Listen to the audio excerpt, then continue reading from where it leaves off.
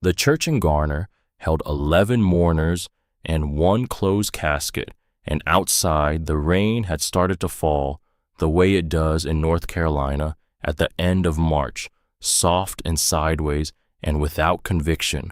The pews were oak, and the oak was old, and the wood smelled the way old wood smells when people have sat on it and prayed on it and wept on it for 100 years. Marin Bellamy sat in the front row in a black dress that was not hers. The dress had belonged to a co-worker at the Shell station on Highway 70, a woman named Crystal, who had pressed it into Marin's hands 3 days ago without a word, because what is there to say to a 19-year-old who has just lost the only parent she ever knew? The pastor was new to the parish. He had not known Walter Bellamy. He read from a note card. Walter James Bellamy, the pastor said, 52 years of age, beloved father, beloved brother, beloved member of this community. He pronounced the middle name like it was Spanish. He said Jaimez instead of James, and Marin felt the wrong syllable land in her chest like a small, stupid hammer. Her father had been named for his grandfather, a man who had laid railroad ties out of Raleigh in 1942 and had died of black lung in a county hospital with the same name, Walter James Bellamy. James like the apostle, James like every James who had ever walked into a hardware store and asked for a quarter pound of 16-penny nails. Marin did not correct the pastor. She sat with her hands folded in her lap and counted the loose threads on the hem of Crystal's borrowed dress. There were 7 loose threads. She counted them twice. When the service ended, she stood in the receiving line and shook the hands of people whose names she did not know. A man from her father's roofing crew said her father had been the best framer he had ever seen. A woman from the Baptist church Walter had not attended in 15 years said she would be praying. A neighbor from the apartment complex pressed a foil-wrapped casserole into Marin's hands and told her to eat. The casserole was warm. Marin held it against her stomach like a small animal she did not know how to feed. Her Uncle Roy arrived 20 minutes late. He stood at the back of the church with his arms crossed over his chest, and he did not come to the front, and he did not speak to Marin, and he did not put his hand on the casket. He wore a denim jacket over a black shirt, and his boots were caked with dried mud from a job site. Marlene was not with him.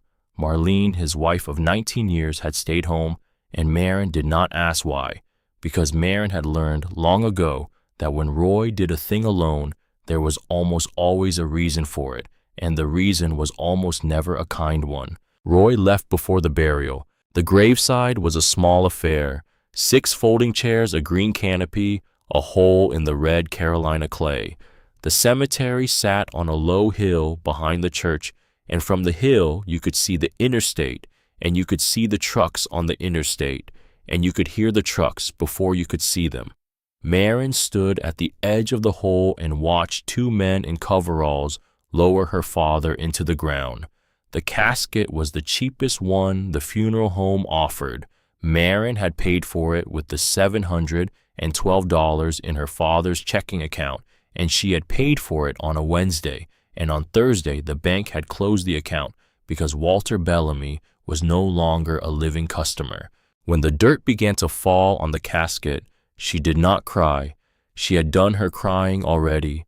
She had cried in the shower the night her father died, and she had cried in the car driving home from the hospital, and she had cried in the parking lot of the Walmart at 2 in the morning when she went in to buy black tights and could not find any in her size.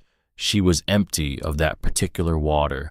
She stood at the grave and watched the dirt fall, and she said his name once under her breath, the way he used to say it back when he would call her in for supper, Marin, like a question, like a small bell.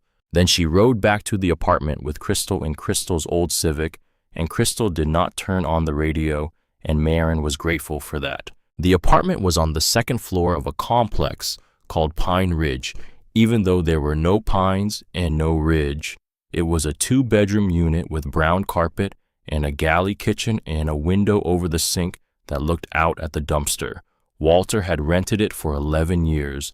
The lease was in his name and only his name, and the office had given Maren 30 days to vacate. She was on day 8. She spent the first week packing. She packed slowly, the way you pack when there is no place to pack toward. She wrapped her father's coffee mugs in newspaper and stacked them in a banker's box. She folded his flannel shirts into a black trash bag. She found a photograph behind the dresser, a Polaroid of her mother holding her as a baby on the front steps of a house Maren did not recognize, and she did not know what to do with the photograph, so she put it inside the cover of her father's Bible and closed the Bible and did not look at it again. The Bible sat on the bookshelf in the living room. It was a Thompson chain reference, leather-bound, the spine cracked from years of handling. Maren had seen her father read it sometimes late at night, turning pages slowly, the way you turn pages when you are looking for one specific sentence and you cannot remember where it is. He had never been a churchman. He had stopped going after Maren's mother left, but the Bible had stayed on the shelf and he had touched it, and now it was the only book in the apartment that Maren had not yet put into a box. On the morning of day 21, Roy came back. She heard the diesel before she saw it, a big rumbling cough of a sound, the kind of sound her father's old F250 used to make when the glow plugs were going bad. She stood at the kitchen window and watched her uncle's flatbed trailer back into the parking lot below. Marlene was in the passenger seat of the cab. She did not get out. She did not look up. She was scrolling on her phone, her face lit blue, her mouth set in a hard, flat line. Maren walked to the door and opened it before he could knock. Roy did not greet her. He pushed past her into the apartment, and he walked straight to the back room, the small bedroom her father had used as a workshop, and Maren followed him without saying a word because she had already understood what he had come for. The way you understand a storm before the first drop falls. Your daddy owed me $4,000, Roy said. He did not turn around when he said it. He was already pulling the canvas cover off the rolling toolbox in the corner, the red Milwaukee box Walter had saved for 18 months to buy the box he had wheeled into the apartment one Saturday afternoon 4 years ago, like a man bringing home a child. He never mentioned owing you anything, Maren said. Well, he did. Roy began to roll the toolbox toward the door. The wheels left 2 long, dark lines in the brown carpet. You got papers, he said. You got papers saying otherwise. She did not. Her father had kept his finances in his head and in a shoebox under the bed, and the shoebox had $340 in it, and that was all. Walter Bellamy had not been a man who put things on paper. He had been a man who shook hands and meant it. Roy made 3 trips. The first trip was the toolbox. The second trip was the table saw, the welding rig, and a heavy canvas bag of hand tools, hammers and chisels, and a 40-year-old framing square that had belonged to Maren's grandfather. The third trip was the keys to the F250, which had been hanging on a nail beside the front door, and the kitchen table, which Roy claimed he had built himself 15 years ago and was just now collecting on. Maren stood in the living room with her arms wrapped around her own ribs, and she watched it happen. She did not stop him. She did not call the police. She did not have the energy to lift either of those rocks.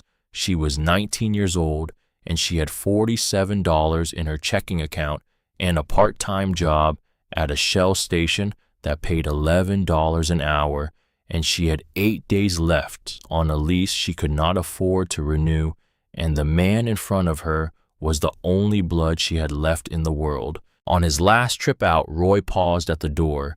He looked at the bookshelf. The shelf held a stack of utility bills, a coffee mug with a chipped rim, and her father's Bible. You can keep your daddy's church stuff, Roy said. He said it the way a man says a thing he believes to be generous. Then he walked out of the apartment and the door swung shut behind him, and Maren heard the diesel cough back to life in the parking lot below, and she heard the trailer pull away, and the sound of it went down the road and around the corner and out of her life. She did not move for a long time. The apartment had been gutted. The walls were bare. The corners were empty. The carpet held the deep rectangular indents of furniture that no longer existed. The light through the kitchen window fell on a counter that had been wiped clean, and on the counter there was nothing, not a kettle, not a toaster, not a single thing that said, "A man had once made coffee here." It was past midnight when she finally got up. She walked into the kitchen and she filled a chipped mug with tap water, and she put the mug in the microwave for 2 minutes because Roy had taken the kettle, and she stirred a packet of instant coffee into the hot water with her finger. Then she carried the mug into the living room, and she sat on the floor with her back against the wall, and she pulled the Bible down from the shelf into her lap. The leather was soft. The corners were rounded from years of being held. The gold lettering on the cover had worn away in the shape of a thumb where her father's thumb had rested every time he picked it up. Marin ran her own thumb across the worn place. It fit. She opened the cover. The Polaroid was still there, the one of her mother holding her as a baby. She lifted it out and set it aside on the carpet face down, and she turned the pages of the Bible slowly, the way her father used to turn them. The paper was thin as onion skin. The edges of the pages were soft with handling. She turned past Genesis, past Exodus, past the long, dry stretches of Numbers and Leviticus, and her thumb stopped between the Psalms and the Proverbs because something there was thicker than the rest. A folded piece of paper, cream-colored, stamped. She pulled it out and unfolded it on her knee. It was a deed to 2 acres of land, parcel 14 Miller Creek Road, in a township called Hollow Pine, in a county 40 miles north of where she was sitting. The deed was stamped by the county clerk and dated 7 years ago. The purchase price was $340. The buyer was Walter James Bellamy. Marin read the deed 3 times. She read it because she could not understand it. She read it because the man who had raised her had never once owned anything bigger than a truck and a toolbox, had never owned a house, had never owned a lot, had spent his whole working life paying rent on a brown-carpeted 2-bedroom apartment in Garner, North Carolina. She read it because the man who had sat across from her at the kitchen table every night for 19 years and said he was tired from work had been tired from a kind of work she had never known about. 2 acres, 7 years, Hollow Pine. She turned the page.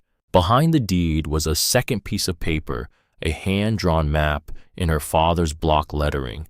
He had written in all capitals the way he always wrote, because his handwriting in lowercase had been illegible, and he had known it. The map showed a route from Garner up Highway 1, past Henderson, to a town called Hollow Pine, circled twice. From Hollow Pine, an arrow pointed east along something her father had labeled Miller Creek Road.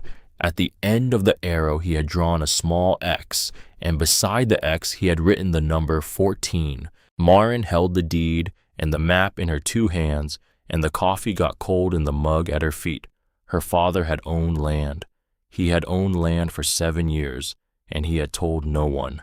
She thought about all the Saturday mornings of her childhood, the way he would kiss her forehead at 6 in the morning and say he was picking up side work, the way he would come home in the evening with sawdust in his hair and pine pitch on his hands and a tiredness in his eyes that was different from the tiredness of weekday work, the way she had assumed, because there was no reason to assume anything else, that he was hanging cabinets for somebody or reframing somebody's garage or putting up drywall in somebody's basement. 7 years, 52 weekends a year, 364 Saturdays.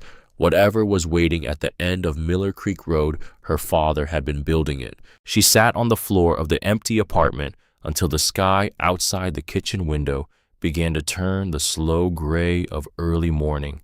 Then she stood up. She folded the deed back into the Bible, and she folded the map with it, and she went into the bedroom and she packed a backpack, 2 shirts, 2 pairs of jeans, socks, underwear, a toothbrush, the Bible, the Polaroid, the $47 from her checking account, which she had withdrawn the day before in a single 20, of 5 and 2 ones. She did not pack the casserole. The casserole had spoiled 3 days ago, and she had thrown it away. She left the apartment at 7 in the morning, and she did not lock the door behind her because the door was no longer hers to lock. The Greyhound to Durham cost $19. The bus was half empty. Marin sat near the back by a window, and she watched the strip malls of East Garner give way to the long, flat pine forests of the Piedmont. She did not sleep. She had not slept in 2 nights. From Durham, she caught a county connector, a small white bus with a hydraulic lift, and the connector took her through 3 towns she had never heard of and dropped her at a Citgo station on the south end of Hollow Pine a little after 1 in the afternoon. She stood on the sidewalk outside the Citgo with her backpack at her feet, and she looked at the town her father had been driving to in secret for 7 years. It was small, 1 main street, a pharmacy with a hand-lettered sign, a diner called Lou's, a Baptist church with white clapboard and a tin roof, a post office, a feed store, and on the corner across from the feed store, a long, low brick building with a green awning and gold letters across the front window, Renfro Hardware, Esson, 1962. She crossed the street and pushed open the door, and a small brass bell rang over her head, and the man behind the counter looked up from his newspaper. He was in his early 60s, big arms, white hair cropped short, reading glasses pushed up onto his forehead, the way men of his generation wore them, ready to drop down when needed. He wore a green canvas apron, and stitched on the chest of the apron in red thread was a single word, Hollis. He set down his paper. "Help you find something," he said. "I'm looking for Miller Creek Road," Marin said. The man behind the counter did not answer right away. He took off his reading glasses and folded them slowly. He set them on the counter beside the newspaper. He studied her face the way a man studies a face when he is looking for someone he used to know inside it. The store smelled like sawdust and machine oil and the faint, sweet smell of pipe tobacco that had not been smoked in years. "You Walters girl," he said. Marin felt the floor tilt under her. "How did you got his jaw," Hollis Renfro said. "Same set to it. Same way of standing with your shoulders pulled up like you're expecting a hit." She did not know she was doing it. She tried to drop her shoulders and could not. "You knew my father." "Knew him for 7 years," Hollis said. "Came in every Saturday morning like the sun came up. 6:55 he was in the parking lot drinking coffee out of a thermos. 7 o'clock he was at this counter buying something. Nails, hinges, a pound of 3-inch screws, tar paper. He bought tar paper from me lady 4 different times. Same man, same truck, 7 years. He looked at her for a long moment, and his eyes were kind, and his mouth was not. "I heard he passed," Hollis said. "I'm real sorry." "Thank you." "How?" "Heart attack," Marin said. "On a job site in Cary, carrying drywall." Hollis nodded once slowly, the way men nod when news lands on them in a place they already half expected it to land. "I found a deed," Marin said, "for some land out here. He never told me he owned anything." Hollis put his reading glasses back on and looked at her over the top of them. "Miller Creek is about 4 miles east," he said. "You take this road out the front of the store, hang a right at the fork, past the church gravel road, goes about 2 miles in. Lot 14 is on the right-hand side. You'll see a break in the tree line. Got a dirt track running back into the property." "What's there?" Marin said. Hollis Renfro looked at her for a long, long time. Something moved in his face that she could not read, and he did not put words to whatever it was. "I think you ought to go see it for yourself," he said. She walked. She walked 4 miles in sneakers that were already wearing thin, and the road went east out of town, past a small white church with a hand-painted sign that said, "He is risen," even though Easter was still a week away and past a fork where the asphalt narrowed into gravel and past two rusted mailboxes that did not look like they had been opened in a decade. Her backpack dug into her shoulders. The dogwoods along the roadside were blooming white as paper, and the air smelled like damp earth and pine sap and the faint sweetness of new grass. She counted her steps. It was something to do. At step 5,800 and something, she saw it. A break in the tree line on the right side of the road, a dirt track just wide enough for a truck, the two ruts worn into the ground by years of the same vehicle going in and the same vehicle coming out. The grass had grown up between the ruts. 3 weeks of no one driving in. She turned onto the track. It curved through a stand of loblolly pines, and the pines closed over her head, and the light went green and shifting and quiet. She walked maybe 100 yards, and then the pines opened up and she stopped where she stood. There was a house, not a ruin, not a shack, not a foundation with weeds growing through it. A house, small, unfinished, but a house. The frame was solid, real lumber, the kind you buy at a real lumber yard, not the thin, warped junk you get from the big box stores.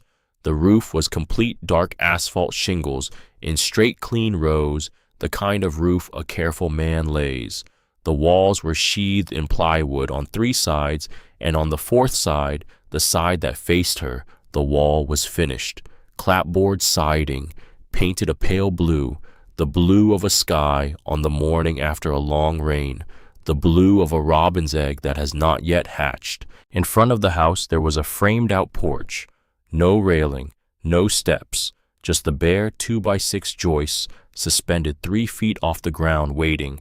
Marin walked toward the house, and her legs felt strange under her as if the ground had developed a slight tilt she could not see. She climbed up onto the porch. The boards held her weight without a creak.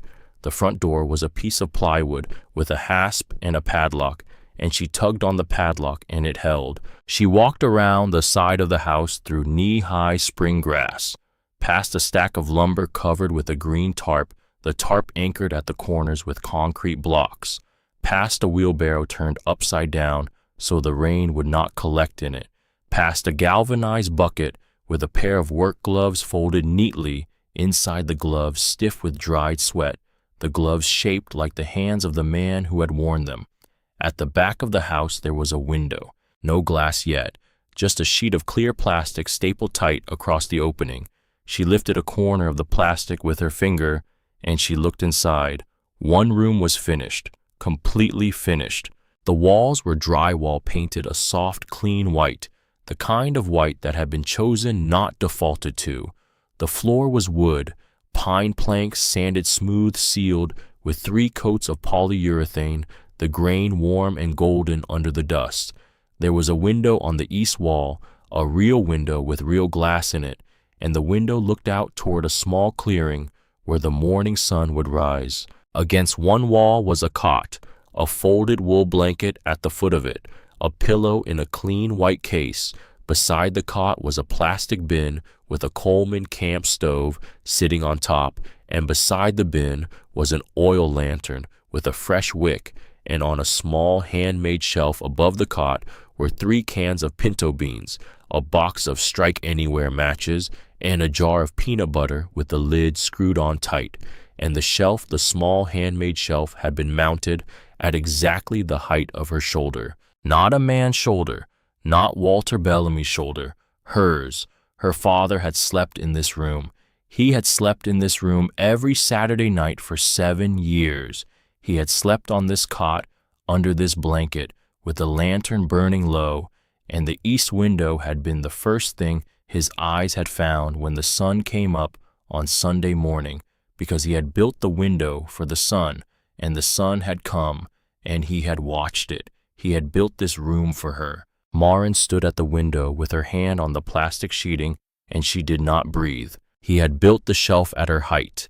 He had built the window for the morning light, because she had said once, when she was small, when she was maybe 7 years old, lying on the floor of the apartment with a cereal bowl beside her and Saturday morning cartoons on the television, that she wished she could wake up with the sun. She had said it once. He had remembered it for 12 years. He had built it into a wall. She peeled the plastic back and she climbed through the window. She stood in the middle of the room.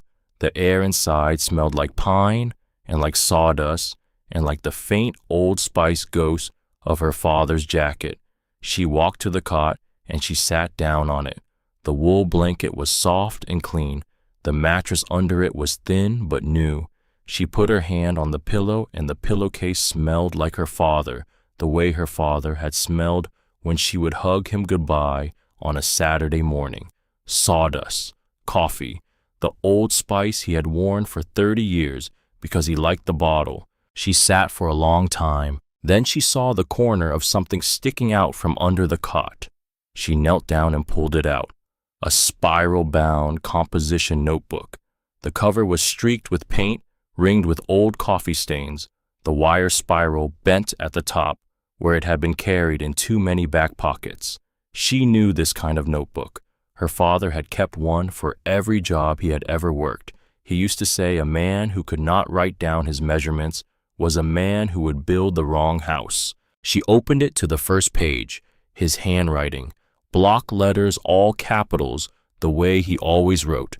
Marin's house. Started April 14th, 2019. She turned the page. Lists, measurements, costs broken down to the penny. Cedar siding, $87.40. Roofing nails, $12. Window unit, east bedroom, $41. Used, picked up off a man named Bobby in Henderson.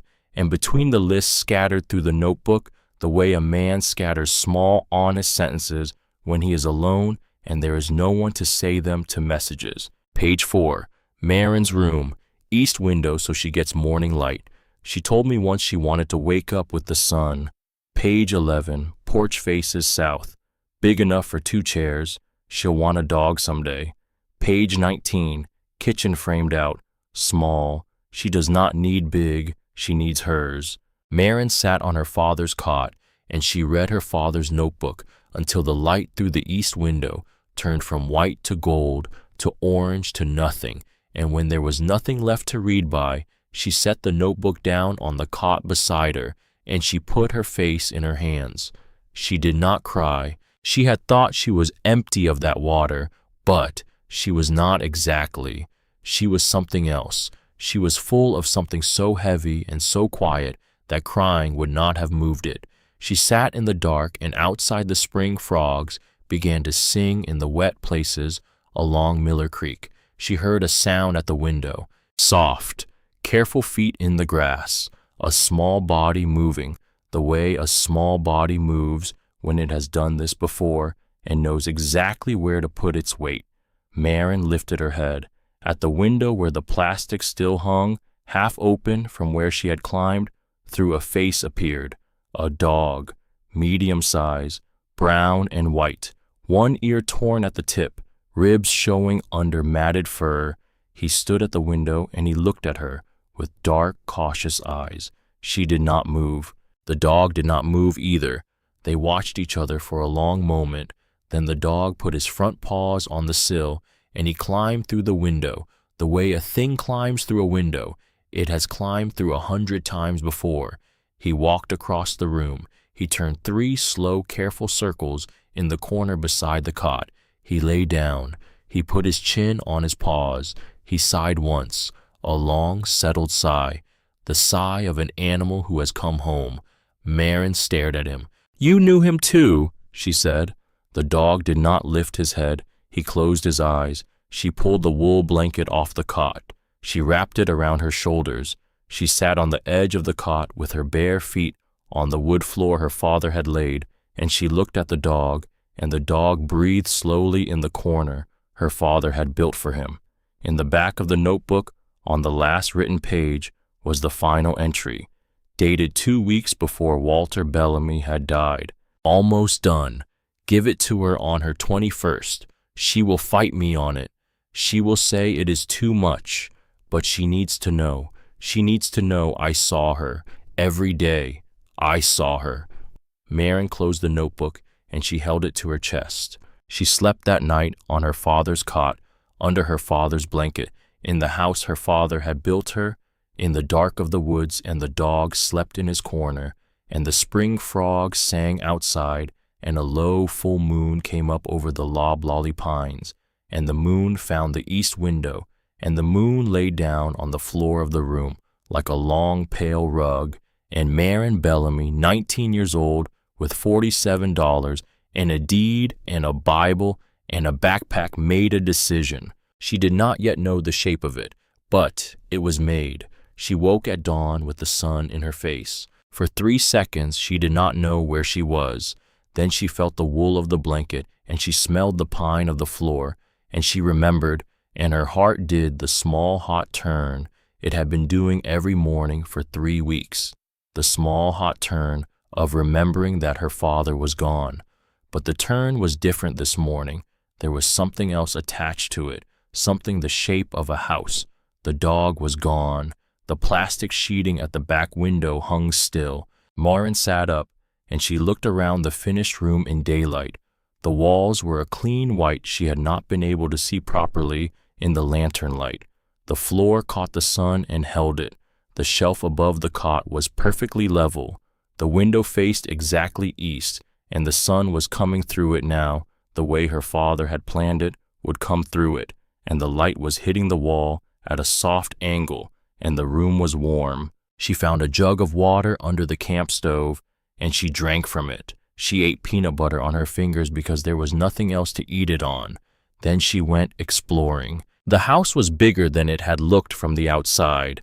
2 bedrooms, one finished, one framed, with insulation visible between the studs, a bathroom roughed in the PVC pipes, stubbed up through the subfloor, a toilet sitting unconnected in the middle of the room like a small white tooth in the wrong jaw, a kitchen. The kitchen had handmade cabinets in pine, sanded, smooth, sealed, but not painted. The countertops were marked in pencil where her father had been planning to install them. The wiring was finished. She found the panel on the back wall, and she flipped a single breaker, and somewhere above her head a bulb came on, a bare bulb in a ceiling box, waiting for the fixture that would never come, because the man who was going to install it was in the ground in Garner. She turned the breaker off again. She stood in the middle of her father's almost finished kitchen, and she put her hand flat on the cabinet door he had built her, and she felt the grain of the wood under her fingers, and she felt the small, careful sanding marks he had left in it, and she said his name out loud, once the way he used to say hers, "Walter." The wood did not answer. The wood did not have to. Outside she heard tires on the gravel. An old green pickup was coming slowly up the dirt track. The truck was a Ford, maybe 20 years old. The paint sun-faded to the color of an avocado. It stopped at the edge of the clearing. A woman got out. She was in her 70s, small, wiry, silver hair cut short and clean. She wore a faded flannel shirt tucked into jeans and lace-up boots that had seen 40 springs of mud. She stood beside her truck with one hand on the open door, and she looked at the house for a long moment before she looked at Marin. "Well," she said, "I was wondering when you'd show up." Marin walked out onto the unfinished porch. The grass between her and the woman was wet with dew. "Who are you?" Marin said. "Edith Hollister," the woman said. "I live 2 miles that way." She pointed east with her chin. "I've been watching this property since your daddy stopped coming 3 weeks ago. Figured something had gone wrong. Then I heard from Hollis. You knew my father." "Knew him for 7 years," Edith Hollister said. Marin waited. "First year or so, I thought he was a hunter," Edith said. "Saw him drive past my place every Saturday in that old Ford of his with the dented tailgate. Then I saw the lumber start showing up. Then I saw the roof go on. I brought him a thermos of coffee one morning, maybe year 3. Just walked over. He was shy about it, didn't want to say what he was doing. But after a while he told me." "Told you what?" Edith Hollister looked at her, and the look was steady and kind and did not flinch. "That he was building a house for his daughter," she said. "That you'd been through some rough years after your mama left, and he wanted you to have a place that was yours. Not rented, not borrowed, yours. Maren felt the words land. She did not let them show on her face. She had spent 19 years learning not to let things show on her face. He said he was going to give it to me on my 21st birthday, Maren said. He told me the same. He didn't make it. No, Edith Hollister said. He didn't. They stood in the clearing in the wet grass with the dew darkening Edith's boots, and the morning sun was rising up the side of the pale blue wall, and somewhere in the pines a wood thrush was singing, and neither woman spoke for a long minute. Are you hungry? Edith said. Yes. Come on then. Edith Hollister did not say anything more on the drive to her farmhouse. She did not pry. She did not narrate. She drove the old Ford slowly down Miller Creek Road with both hands on the wheel and her eyes on the road, and Maren rode in the passenger seat and watched the pines slide past the window. The farmhouse was a quarter-mile off the gravel, a white clapboard two-story with a wraparound porch and a row of peonies coming up along the foundation. Edith fed her scrambled eggs and bacon and toast and a glass of orange juice, and Maren ate like she had not eaten in days, which was close to true. How much do you know about the property? Edith said. She was sitting across the table with a cup of black coffee in both hands. Just what's on the deed. 2 acres, lot 14. Your daddy bought it at a county tax auction 7 years ago, Edith said. $340. Previous owner had passed. No heirs. Taxes were 3 years overdue. The county wanted it off their books. There was an old hunting cabin from the 1950s on it rotted through. He tore it down to the foundation and started over. Kept the footprint. Built everything else new. Why didn't he tell me? Because he wanted to give you the finished thing, Edith said. Your daddy didn't believe in giving people half-built things. He thought it was rude. Maren almost smiled. She had heard her father say almost exactly that sentence about a co-worker's birthday gift one year. What's left, she said. Plumbing needs to be connected. Hot water heater, drywall in the second bedroom, flooring there, paint, porch railing, front steps, front door, trim work. Edith ticked the items off on her fingers. It's not a small list. No, but it's not framing a house either. The hard part's done. Maren set her fork down. She looked at the old woman across the table from her, the silver hair, the careful, steady hands, the way she sat very straight in her chair, the way women of her generation had been taught to sit. I'm going to finish it, Maren said.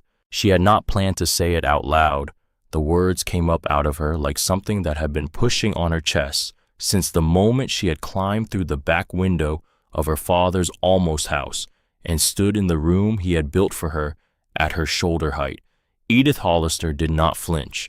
She did not laugh. She did not tell Maren she was 19 years old and broke and a girl and that the world did not let girls do things like that.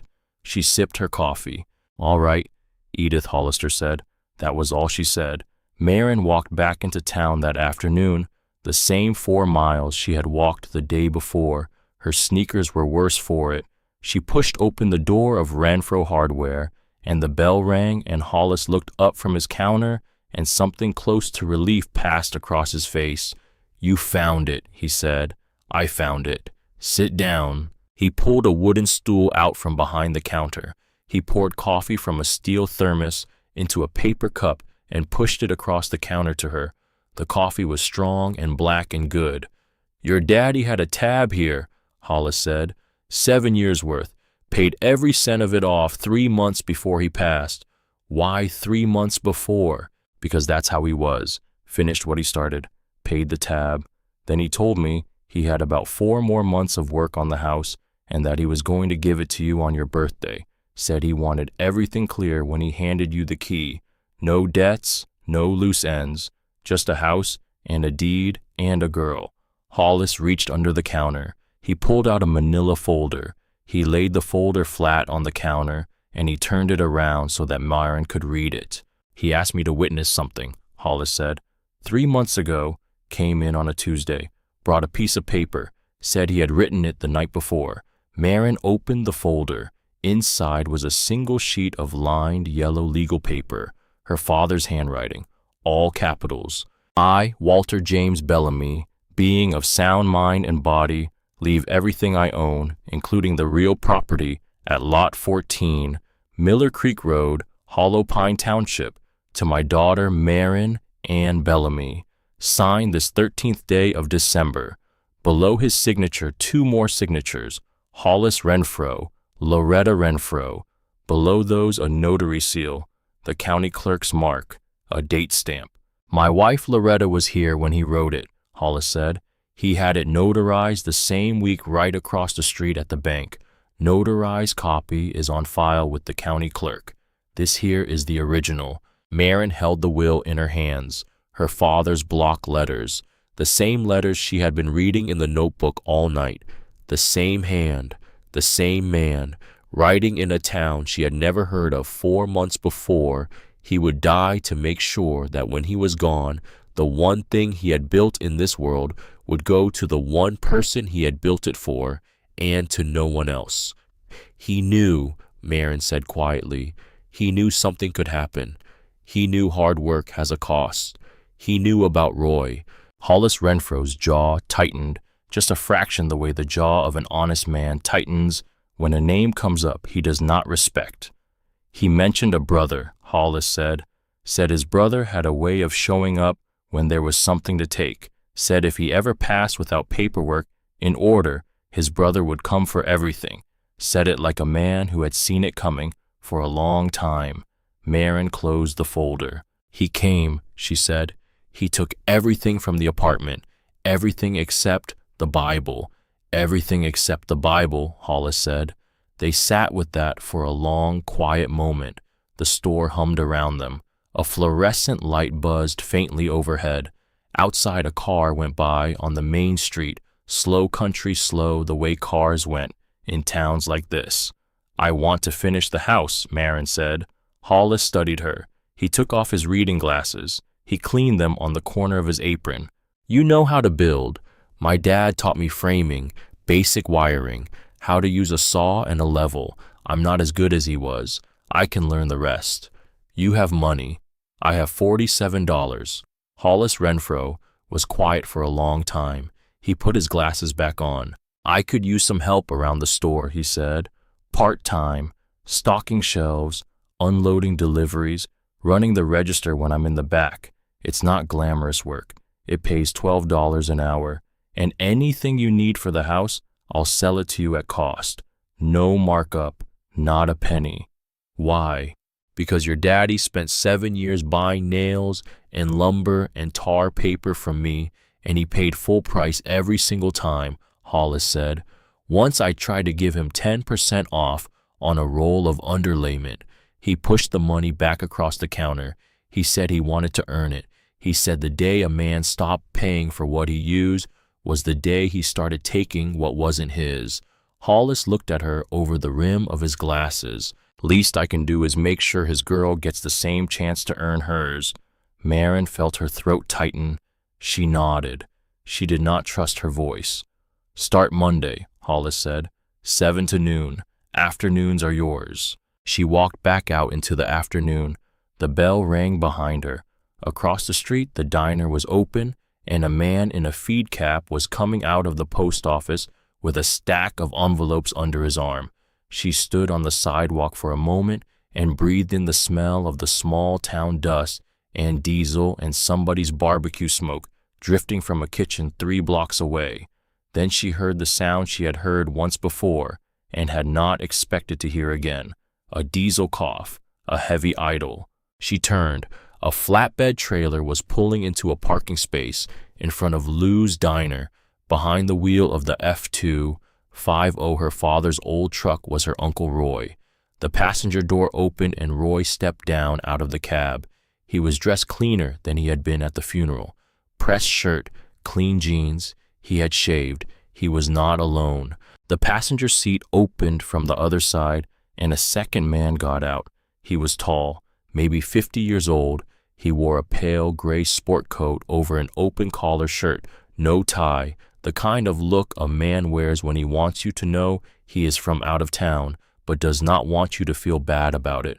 A heavy silver watch on his left wrist, a leather portfolio under his right arm. He had the smooth pink complexion of a man who did his work in air-conditioned rooms. He saw Maren first. He smiled at her across the street. The smile reached his teeth and stopped there. He stepped off the curb. He crossed the street. Roy followed him a half step behind the way a man follows another man who is paying him. "Miss Bellamy," the tall man said when he reached the sidewalk in front of her. "I was hoping to run into you." He extended a hand. The hand had a manicure. Maren did not take it. "My name is Calvin Ledbetter," the man said. He let the unshaken hand fall back to his side without seeming to mind. "I'm a private real estate investor. I work out of Raleigh. Your uncle here was kind enough to let me know that you'd come into a piece of property up on Miller Creek." Maren looked past Calvin Ledbetter at her uncle. Roy did not meet her eyes. Roy was looking at the sidewalk. "It's not for sale," Maren said. Calvin Ledbetter laughed, a small, pleasant laugh. He had practiced the laugh. He had the laugh of a man who did business in churches and at funerals and at the kitchen tables of widows. "I haven't even made you an offer yet, Miss Bellamy. It's not for sale." $25,000, Calvin Ledbetter said. "Cash. Today. I have a cashier's check in this portfolio with your name on the payee line. All you have to do is sign one piece of paper and you walk away from a half-finished house on 2 acres of nothing with more money in your pocket than you've ever held in your life. That's a fair offer, Miss Bellamy. That's better than a fair offer." He smiled again. Same smile, same teeth. "It's not for sale." The smile did not move, but something behind it did. Something small and cold settled into the blue of his eyes the way a frost settles onto a window when the air outside has changed. "Take a night to think about it," Calvin Ledbetter said. "I'll be in town through the weekend, staying at the Hampton over in Henderson. Your uncle has my card." He turned and walked back toward the F250. Roy stayed on the sidewalk for one more second. He looked up. He met Maren's eyes for the first time. Whatever was in his face was not pride, and was not shame, and was not quite either of those things. It was the look of a man who had already taken the money and could not figure out a way to put it back. "He gave me $2,000, Roy said quietly, "for your address, for the deed number, for telling him who you were." Then he turned and he followed Calvin Ledbetter back across the street, and he climbed up into the cab of her father's truck, and the diesel coughed once, and the truck pulled away. Maren stood on the sidewalk in front of Renfro Hardware with the borrowed afternoon sun on her face, and she did not move for a long time. The brass bell in the door behind her did not ring. The town did not stop. The man in the feed cap walked past her with his envelopes and tipped his hat and did not look at her twice. She had $47 in her pocket. She had a job that started Monday. She had a deed and a dog she had not yet named, and an old woman 2 miles east who had said, "All right," without asking a single follow-up question. She had a notebook and a backpack on the porch of an unfinished house in the woods, and she had a man with a silver watch who was going to come back. She turned and she walked the 4 miles east again, past the church, past the fork, down the gravel road, up the dirt track into the clearing. The dog was waiting on the porch. He stood up when he saw her. His torn ear twitched. Maren climbed the unfinished porch, and she sat down on the joist with her legs hanging over the edge 3 feet off the ground. The dog came and sat beside her. She put her hand on his head. "Ranger," she said. She did not know where the name came from. It came up out of her the way the decision had come up the night before. The dog looked at her. He leaned his weight against her thigh. He accepted the name the way a thing accepts a name that has always been his. The sun was going down behind the pines. The pale blue wall of the house was catching the last of the orange light. Inside the east window, Maren could see the room her father had built her. The cot, the shelf, the lantern, all of it waiting. She was going to finish the house. She was going to keep the land. She was not going to sell. And the man with the silver watch was going to learn that the daughter of Walter James Bellamy had been raised by a man who paid his tab in full and finished what he started, and that whatever Calvin Ledbetter thought he was buying for $25,000, he was not going to buy it from her. Not today, not tomorrow, not ever. The wood thrush sang once in the pine. The first night of the rest of her life had begun. Monday morning she stood outside Renfro Hardware at 6:50. The sky was the color of pewter. A thin, cold rain was falling, the kind of rain that did not commit, the kind that would stop and start a dozen times before noon and never amount to anything you could measure. Marin wore a man's flannel shirt, 3 sizes too big, rolled at the cuffs, because she had found it folded in the bottom of her father's tool bin in the back of the unfinished house, and it had smelled like him, and she had not been able to put it back. Hollis Renfro unlocked the door at 7 exactly. He looked at her standing there in the rain with sawdust still caught in her hair from the night before, and he did not comment on it. He held the door open. He jerked his head toward the back of the store. "Coffee's in the office," he said. "Apron's on the nail. Get yourself dry." The work was simple, and the work was honest. She unloaded pallets of 2x4s off a delivery truck that came in at 8. She organized bins of finished nails by size. She swept the concrete floor twice that first day, once at 10 and once at 11:30. She learned where the PVC fittings were and where the galvanized fittings were, and that you did not mix them. She learned that Hollis kept a small cigar box behind the counter where he put exact change for old men who came in to buy a single hinge and did not want to use a card. She learned that the third shelf from the floor in aisle 2 held a drawer of specialty hinges that nobody had bought in 11 years and that Hollis would not throw away, because he said the day he threw them away would be the day a man walked in needing one. By Wednesday, she knew the store. By Thursday, she could ring a customer up without asking Hollis a single question. By Friday, she was carrying a paper sack of mixed materials home down the gravel road. Every evening at noon charged to her tab at cost, and she was building. She started with the bathroom. Her father had run the rough plumbing. The supply lines were stubbed up through the subfloor. The drain pipes were in the wall. The toilet flange was set in the slab, but nothing was connected. The toilet sat in the middle of the bathroom floor like a small white tooth pulled from a jaw and waiting to be put back. Marin did not know how to install a toilet. She watched 3 videos on her phone, sitting on the unfinished porch with Ranger asleep against her thigh, and the videos all contradicted each other in small ways, and she learned that this was how YouTube worked, and she chose the man whose voice sounded the most like her father's, and she followed his instructions. She got the wax ring wrong the first time. She had set the toilet down crooked, and when she stood up to flush a test bucket of water through it, the water went sideways under the tank and ran out across the new tile, and Marin sat down on the bathroom floor and laughed because there was nothing else to do. Ranger came in and licked the side of her face. "This is not your fault," she told him. "This is mine." She pulled the toilet up. She scraped the wax. She bought a second wax ring at the store the next day, 98 cents at Hollis's cost, and she set the toilet again. She turned the supply valve. She heard the tank fill. She pushed the lever. The water went where it was supposed to go. She sat on the bathroom floor for the second time, and she did not laugh. She did not cry. She put her hand flat on the cool blue tile her father had bought in advance at a salvage yard 6 years ago and stacked in the corner of the second bedroom under a tarp, the same blue tile she had spent a Saturday afternoon setting on the floor with mortar and a notched trowel, and she said one word out loud, "Dad." The tile did not answer. The tile did not have to. The hot water heater came from Edith.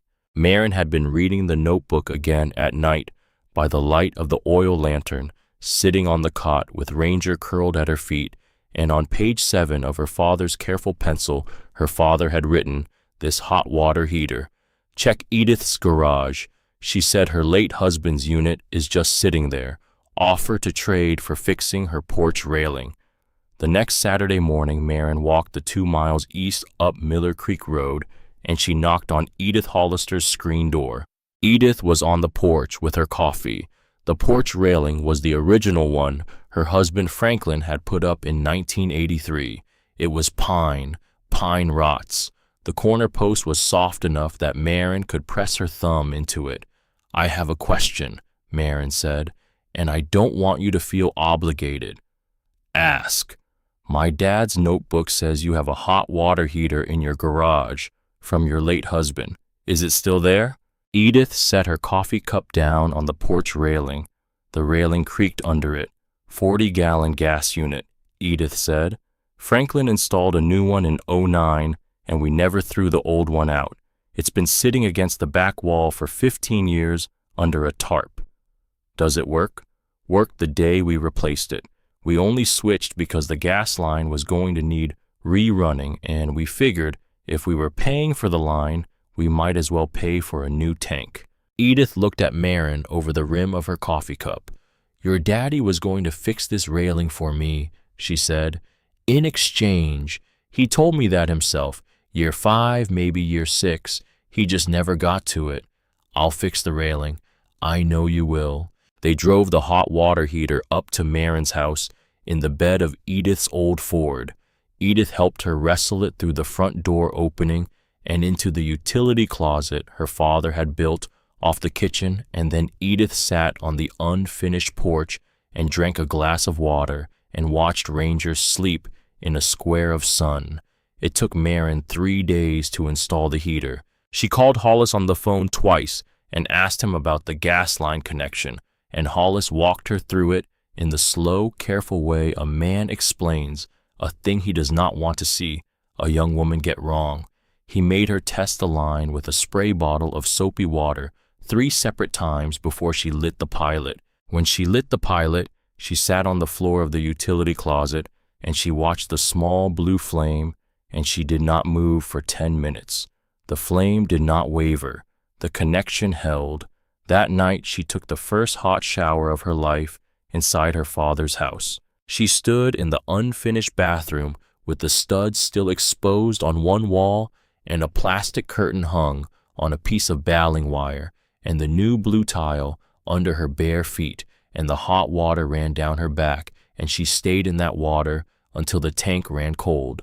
Then she stepped out into the towel Edith had given her, and she dried her hair, and she walked into the finished bedroom in her father's old flannel, and she lay down on the cot, and she slept for 9 hours without dreaming. Ranger slept at the foot of the cot. He had not left her side in 11 days. The community began to arrive. She did not know how it happened. She did not call anybody. Hollis Renfro did not seem to be the kind of man who spread news around a small town, like a woman spreads gossip across a clothesline. But somehow, by the second week of April, people knew. The first one was Buck Tatum. He pulled up the dirt track in a white Chevy work truck on a Saturday afternoon. He was 45, big in the shoulders, hands scarred from a lifetime of pipe wrenches.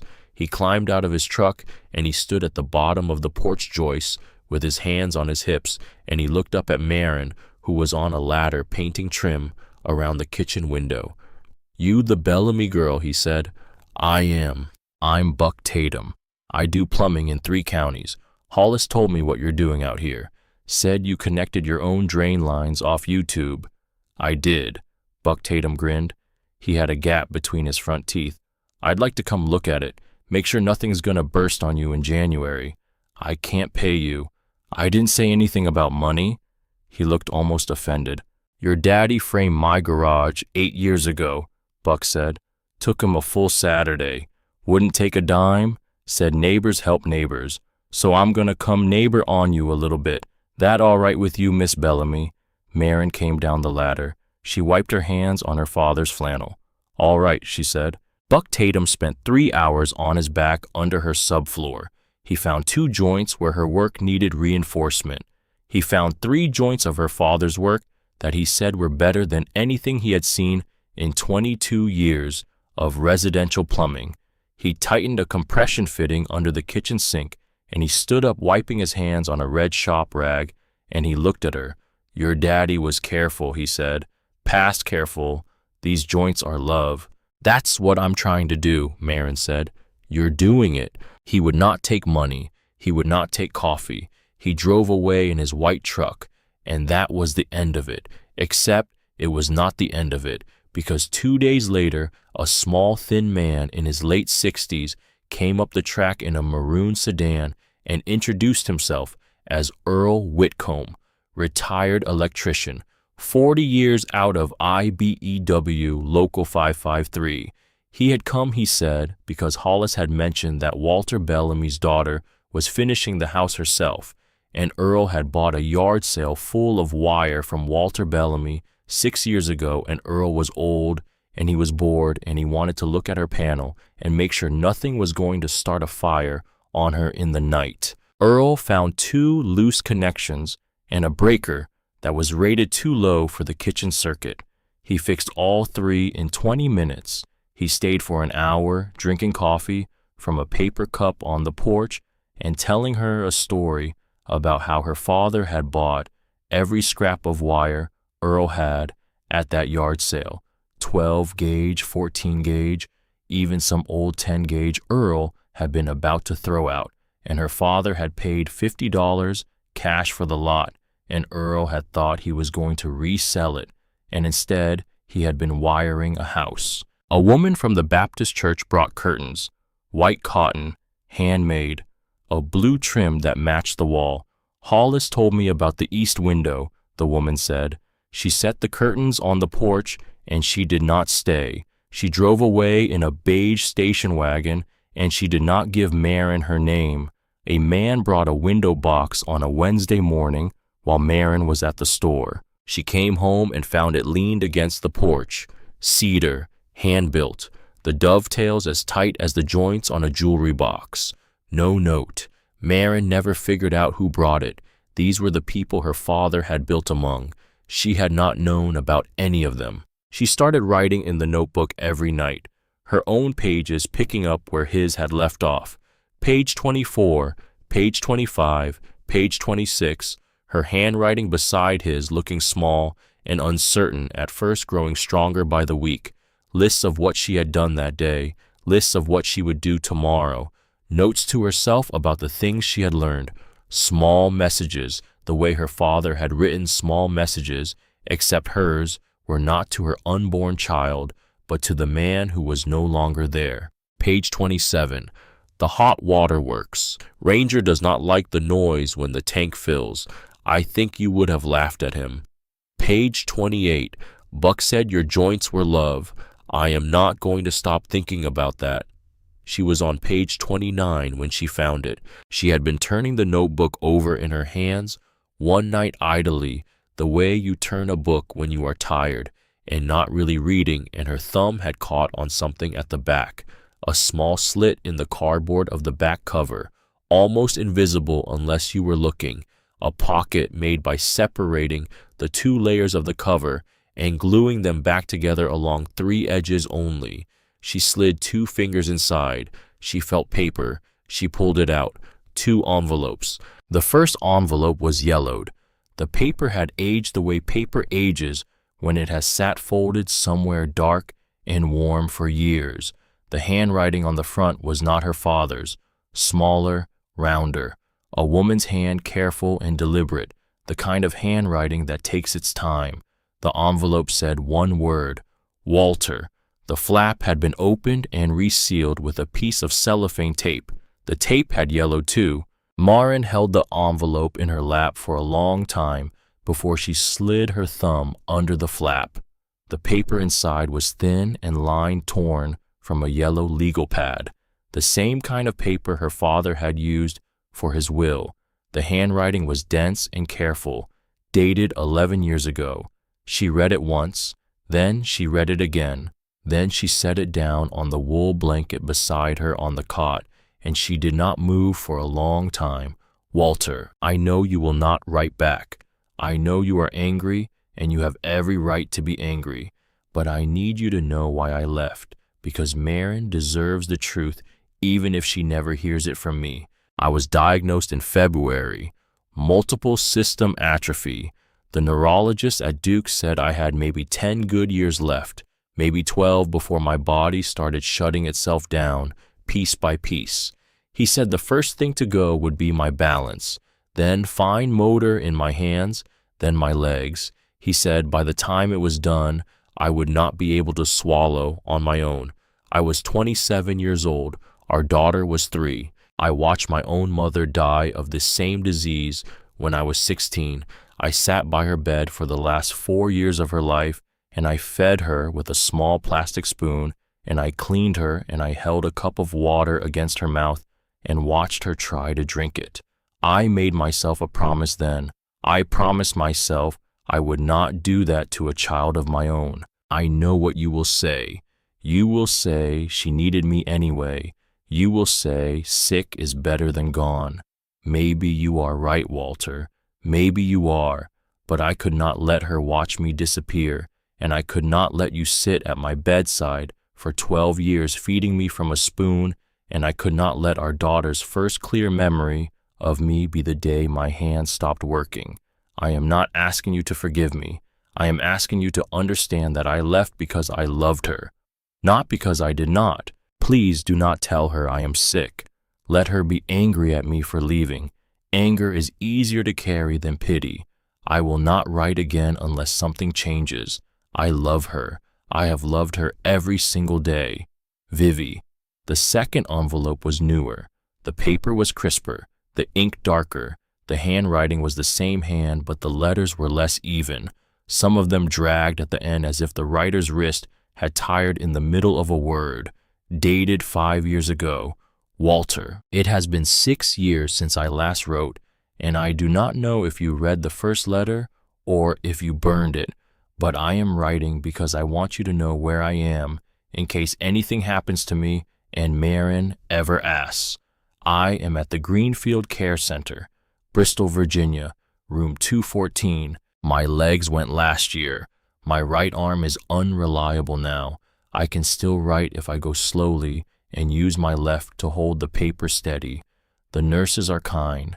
There is a window in my room that looks out at a small garden, and in the spring there are azaleas. I heard through your Aunt June that Maren graduated high school. I cried for 2 hours, Walter. I am so proud of her. I am so proud of you for raising her right. I also heard that you are building a house. June would not tell me where or what for, but she said you have been at it for years. If it is for Maren, then you are a better parent than I ever was. She deserves a home. She deserves everything. I do not expect to hear from you, but if Maren ever asks about me, you can tell her, or you cannot. That is your choice. I gave up the right to decide when I walked out that door. I love her. I have loved her every single day. Vivi. Maren sat on her father's cot for a long time after she finished the second letter. The wool blanket was rough under her hands. Ranger was watching her from the corner. The oil lantern was burning low. Outside, a great horned owl called once from somewhere in the pines and then was silent. Her mother had been 27 years old. Her mother had been diagnosed with the same disease that had taken her own mother.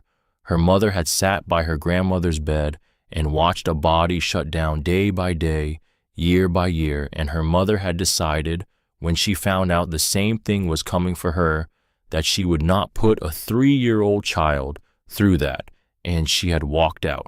15 years of anger, 15 years of believing her mother had not wanted her, 15 years of filling in the blank with the worst possible reason, because nobody had told her the real one, and her father had known.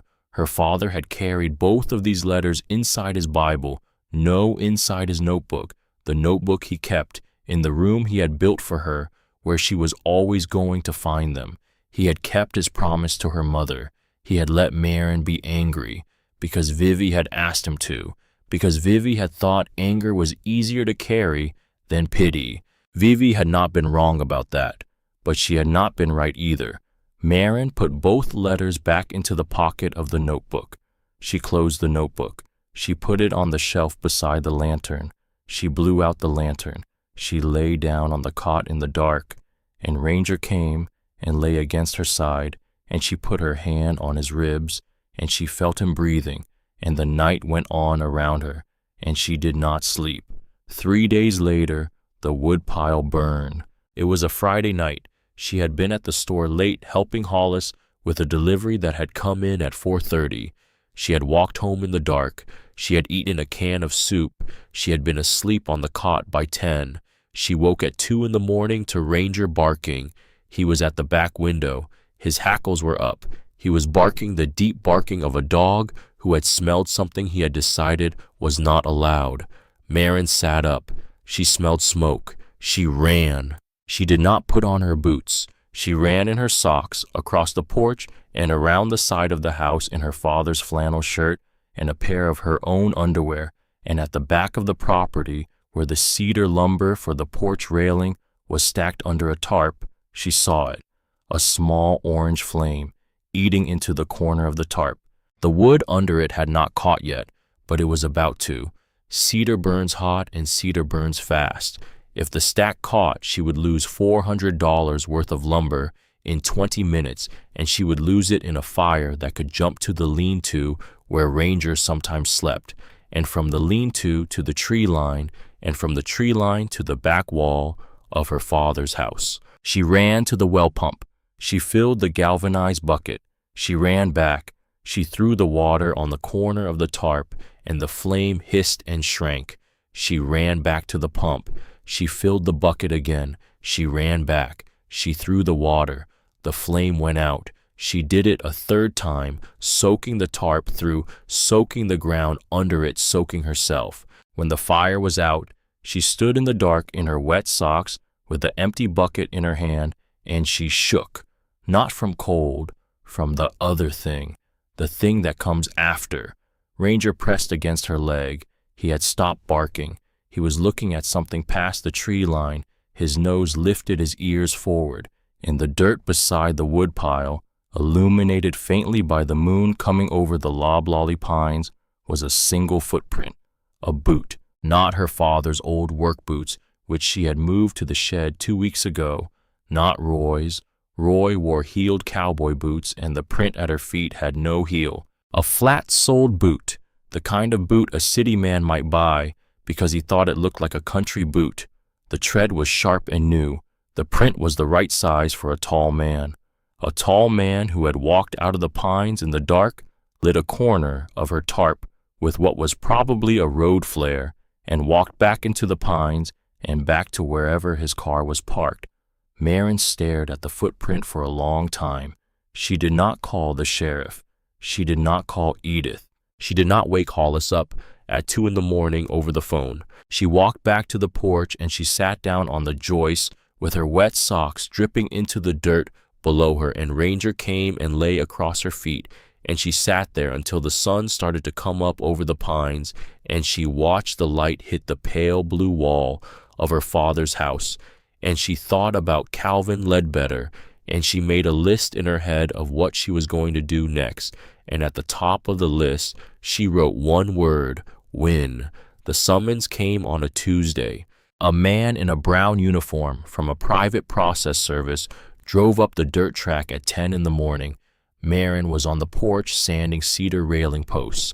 The man got out of his car and he looked at her, and he held out a manila envelope. "You Marin Ann Bellamy?" "Yes." "Sign here, please." She signed. He gave her the envelope, and he drove away, and she opened the envelope, and she sat down on the porch boards, and she read what was inside slowly twice, because she had never seen a legal filing before in her life. Roy Bellamy, plaintiff. Marin Ann Bellamy, defendant. Hollow Pine County Superior Court. Petition to set aside the last will and testament of Walter James Bellamy on grounds of testamentary incapacity. Plaintiff alleges that the decedent, at the time of signing the will dated December 13th, was suffering from undiagnosed cardiovascular distress that impaired his judgment, and that the will should be voided and the estate distributed under intestate succession. Plaintiff seeks half of all real and personal property of the estate, including but not limited to the real property at Parcel 14, Miller Creek Road, Hollow Pine Township. Hearing date, 2 weeks out. The county courthouse. Plaintiff's counsel, a firm out of Raleigh she did not recognize. 2 partners and an associate, the kind of firm that did not take cases like this for free. Marin read the document a 3rd time. Calvin Ledbetter was paying Roy's lawyer. He had to be. Roy did not have lawyer money. Roy had $2,000 from Calvin Ledbetter and a flatbed trailer full of stolen tools and a wife who was either still with him or was not. He did not have a Raleigh firm. Marin folded the document. She put it in the breast pocket of her father's flannel. She picked the sandpaper back up. She kept sanding. Edith came that afternoon the way she came most afternoons, now with a paper sack of food and a thermos of coffee. She saw the corner of the document in Marin's pocket, and she did not ask. She set the sack down on the porch, and she pulled out a chair from the kitchen, and she sat. "He's contesting the will," Marin said. Edith took a long, slow breath. She did not look surprised. "On what grounds?" "That my dad's heart was bad when he wrote it, that his judgment was impaired." "Was it?" "No." "Can you prove it?" Marin looked at her. Edith Hollister's eyes were steady, the way the eyes of a 72-year-old woman who had buried a husband were steady. "Yes," Marin said, "I can prove it. What do you need from me?" "Nothing yet. I'm going to do this myself." Edith Hollister nodded once slow. "All right," she said. That night after Edith had gone, Marin sat on the cot with the notebook in her lap, and she went through it page by page from the beginning. She looked at every entry her father had written in the 4 months between when he signed the will and when he died. She looked at the dates, she looked at the math, she looked at the small, careful sums he had run in the margins, the cost of a roll of underlayment, plus the cost of a box of roofing nails, plus the cost of a window unit, plus the cost of 3 tubes of caulk, equals $178.23, every figure accurate to the penny. A man whose judgment was impaired did not run those sums. A man whose judgment was impaired did not write on December 18th, 5 days after signing the will, kitchen countertops arriving January 8th. Need to sand before install. She will stand at this sink and wash dishes, and I want the countertop to be smooth against her hands. She put little adhesive flags from the office at Renfro's on every page where her father had written a calculation or a careful observation in the 4 months between the will and his death. 22 pages, 22 flags. She did the same thing with the kitchen receipts she had found in the bottom of his tool bin, dated and itemized all in his own handwriting. She had the notebook. She had the receipts. She had Hollis. She had Loretta. She had her father even now helping her in the dark.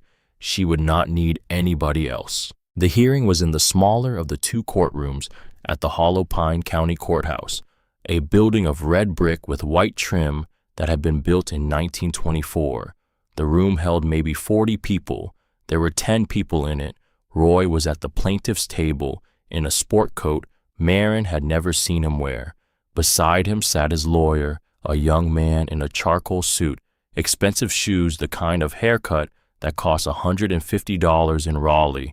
In the back row behind the rail sat Calvin Ledbetter. He wore the same gray sport coat he had worn the day on the sidewalk outside Lou's Diner. His silver watch caught the fluorescent light. Marin sat at the defendant's table, alone. She had not hired a lawyer. The judge was a woman in her 60s, Judge Henrietta Vines, who had been on the Hollow Pine bench for 19 years. She looked at Marin over the rim of her bifocals. She looked at the plaintiff's table. She looked at the empty chair beside Marin. "Miss Bellamy," Judge Vines said, "you are appearing pro se." "Yes, ma'am." You understand your right to counsel. I do. And you wish to proceed? Yes, ma'am. All right. Roy's lawyer went first. He laid it out smoothly. Walter Bellamy had been a man with an undiagnosed heart condition. There were medical records obtained by subpoena showing that Walter had been to an urgent care clinic in Cary in September, 6 months before his death, complaining of chest tightness, and the urgent care doctor had told him he needed to see a cardiologist. Walter had not seen the cardiologist. Walter had continued to do heavy physical labor.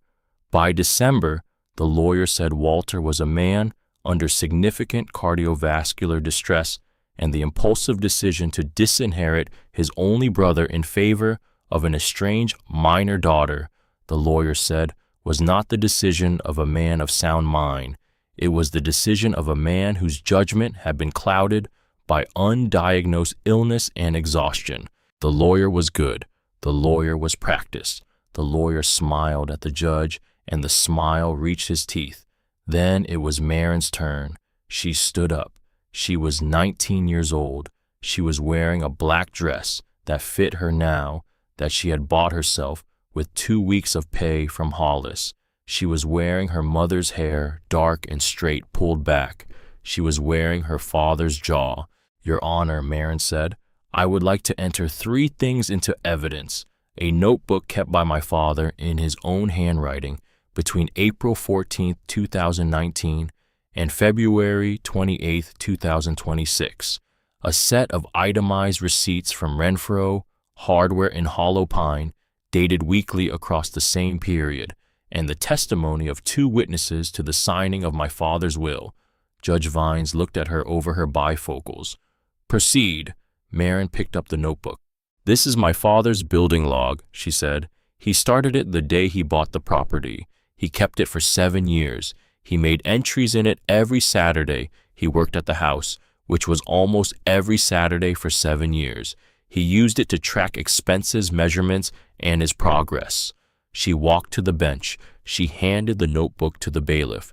The bailiff handed it to the judge. I have flagged 22 pages, Your Honor. Every flag is a page where my father wrote something between December 13, 2025, the day he signed his will, and the day he died. I would ask you to look at those pages. Judge Vines opened the notebook. She turned to the first flag. She read. She turned to the second flag. She read. She turned the pages slowly, and the courtroom got very quiet, and Roy's lawyer began to shift his weight in his chair the way a man shifts his weight when he understands he has misjudged the room. This is a man, Marin said, who on December 18th, 5 days after signing the will, calculated to the cent the cost of installing kitchen countertops. On January 4th, he drew a scaled diagram of the front porch railing posts, including the spacing between balusters, accurate to a 1/16 of an inch. On February 10th, 3 weeks before he died, he listed the precise model number of a hot water heater he was planning to purchase secondhand, and he listed it correctly. She paused. These are not the entries of a man whose judgment was impaired, Your Honor. These are the entries of a careful man with a clear mind who was building a house for his daughter. Judge Vines kept reading. I would also like to call Hollis Renfro, Marin said. Hollis stood up from the second row. He walked to the witness chair. He took the oath. He sat. He folded his big hands on his lap. Mr. Renfro, Marin said, you witnessed my father sign his will. I did. Where? In my hardware store, in the back office, December 13th of last year, around 11 in the morning. How long had you known my father at that point? 6 years and 10 months. In your opinion, was he of sound mind on the day he signed that will? Yes, ma'am. Why do you say that? Hollis Renfro looked at the judge. Then he looked at Marin. Because Walter Bellamy walked into my store that morning with the will in his pocket, already written out in his own hand. He showed it to me. He read it to me out loud. He explained why he was writing it. He said he had a brother who had a way of showing up when there was something to take, and he wanted to make sure that if anything ever happened to him, The house and the land would go to his daughter and to nobody else. He said he wanted everything notarized that same week, which it was. A man in cardiovascular distress, ma'am, does not plan that far ahead. A man in cardiovascular distress does not write a clean will in block letters in his own hand and walk it across the street to the bank for a notary on the same day. Walter Bellamy was the clearest thinking man I knew. He was clear thinking that morning. He was clear thinking the last time I saw him alive, which was a Saturday in late February. Whatever was happening to his heart, it had not yet reached his head. Roy's lawyer stood up. He started to object. He sat down. Marin called Loretta Renfro next. Loretta said the same thing. She added that Walter had hugged her on the way out the door that morning and had said, of his daughter, she is going to fight me on this. When I give it to her, she is going to say, it is too much, but I have decided. Marin rested her case. She did not call Edith. She did not need to. She did not call her own testimony. She did not need to. Roy's lawyer made a closing argument. The argument was thin. He talked about the urgent care visit in September. He talked about chest tightness. He talked about exhaustion. The judge listened with her chin in her hand. When he sat down, the judge took her bifocals off. She looked at the courtroom. I have rarely seen, Judge Vines said, a clearer demonstration of testamentary capacity than the notebook this young woman has placed in front of me. The petition is denied. The will of Walter James Bellamy, dated December 13, 2025, is upheld in full. Court is adjourned. She tapped the gavel. The sound was small in the small room. Roy did not look up. Calvin Ledbetter stood up at the back of the courtroom. He smoothed the front of his sport coat with one hand. He looked at Marin across the rail. He smiled. Same smile, same teeth. He walked out of the courtroom. He did not say a word.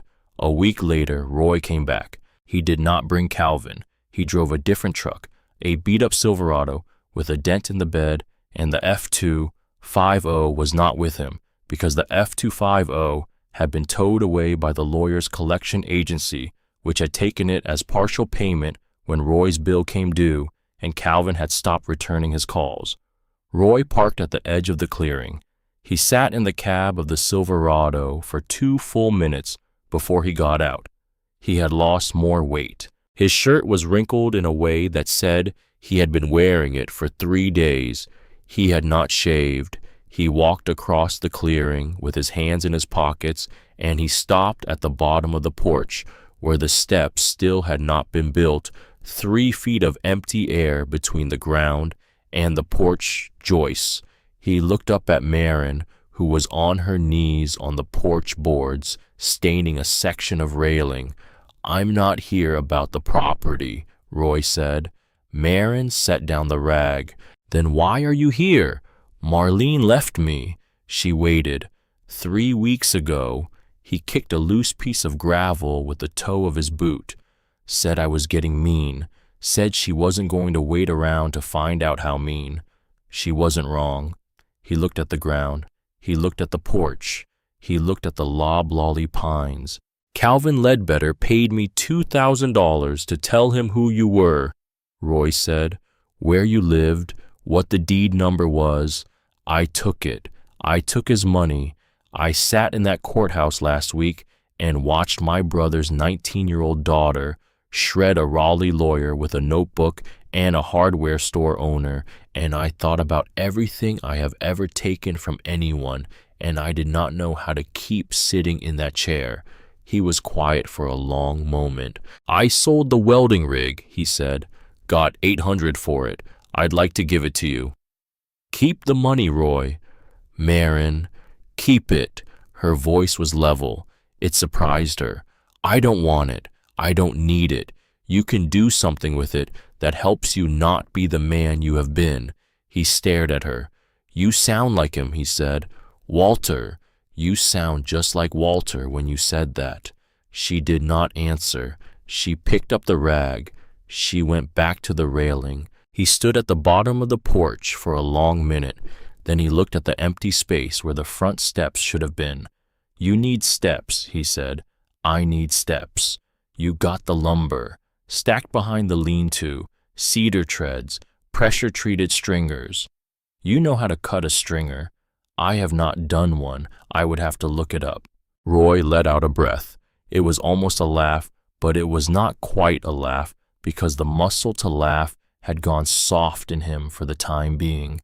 I know how to cut a stringer, he said. I did them for Walter and me when we were 16 and 17. He taught me. I taught him to use a circular saw straight, and he taught me to lay a stringer. He looked up at her. You want me to. Maren put the rag down again. She came down off her knees. She walked to the edge of the porch, and she sat with her legs hanging over the 3-foot drop. Ranger came and sat beside her. She looked at her uncle, 55 years old, in a wrinkled shirt with no truck and no wife and $800 in his pocket from a welding rig that had not been his to sell, standing at the bottom of a porch he had once stolen the keys to. She thought about her father, about the will, about the notebook, about the man who had paid his tab, about forgiveness, which was not the same thing as approval and which she did not yet have inside her, and which was not what was being asked for anyway. She thought about steps. All right, Maren said, let's build steps. They worked for the rest of the afternoon. Roy cut the stringers. His hands remembered. Maren cut the treads. The treads were cedar, the same wood she was using for the railing, and the smell of fresh cedar dust came up around them in the late afternoon light. They did not talk much. Roy laid out the first stringer, and Maren held the level on it while he set it against the porch frame. He drilled the pilot holes. He set the lag bolts. He tightened the bolts, and the bolts pulled the stringer flush against the porch joist, and the joint was clean. When the third tread was set, Roy stood at the top of the new steps, and he tested his weight. The steps held. They'll hold, he said. They'll hold a long time. Maren did not say anything. He walked down them once slowly. He turned around at the bottom, and he looked back up at her. He should have told me, Roy said, about the house, about the will, about any of it. You took his truck, Maren said, and his tools, and his table, and his welding rig, 3 weeks after you put him in the ground. Roy looked at the ground. I know, he said. There is no version of this, Maren said, where he would have told you. Roy nodded. Slowly. He did not argue. He did not try to defend it. He stood at the bottom of the new cedar steps her father had paid for, and he had built, and he looked at the porch and the railing and the pale blue wall, and Maren saw something settle into him that she had not seen in any man before in her life. The settling of a thing that had been wrong sitting down at last. You look like him, Roy said, standing up there like that, holding a level. You look just like Walter. He got into the Silverado. He drove away. Maren sat on the porch with Ranger, and she watched the dust of his tires settle in the late evening light. The sun was going down behind the pines. The new cedar steps caught the last of the orange light and held it. She had not forgiven him. She had let him build steps. It was not the same thing. It was not yet the opposite thing either. That night she opened the notebook to a fresh page, page 32, her own handwriting, small now but no longer uncertain. June 6. Roy came back, built the steps. We did not talk about the funeral or the truck. The steps hold weight. I do not know what that means yet. Won the hearing. Calvin Ledbetter walked out of the courtroom and did not speak to me. He is not done. I can feel him not being done. The letters are still in the notebook pocket. Bristol, Virginia, room 214. I have not written back yet. I do not know what to say. The house is almost finished, Dad. Almost. She blew out the lantern. Ranger climbed onto the foot of the cot and turned 3 slow circles and lay down. The east window held the last gray of the dusk. Somewhere out past the tree line, an owl called once. The first half of the work was done. What was left was paint and the front door and one more visit from a man with a silver watch who had not yet shown her his last card. She closed her eyes. She slept.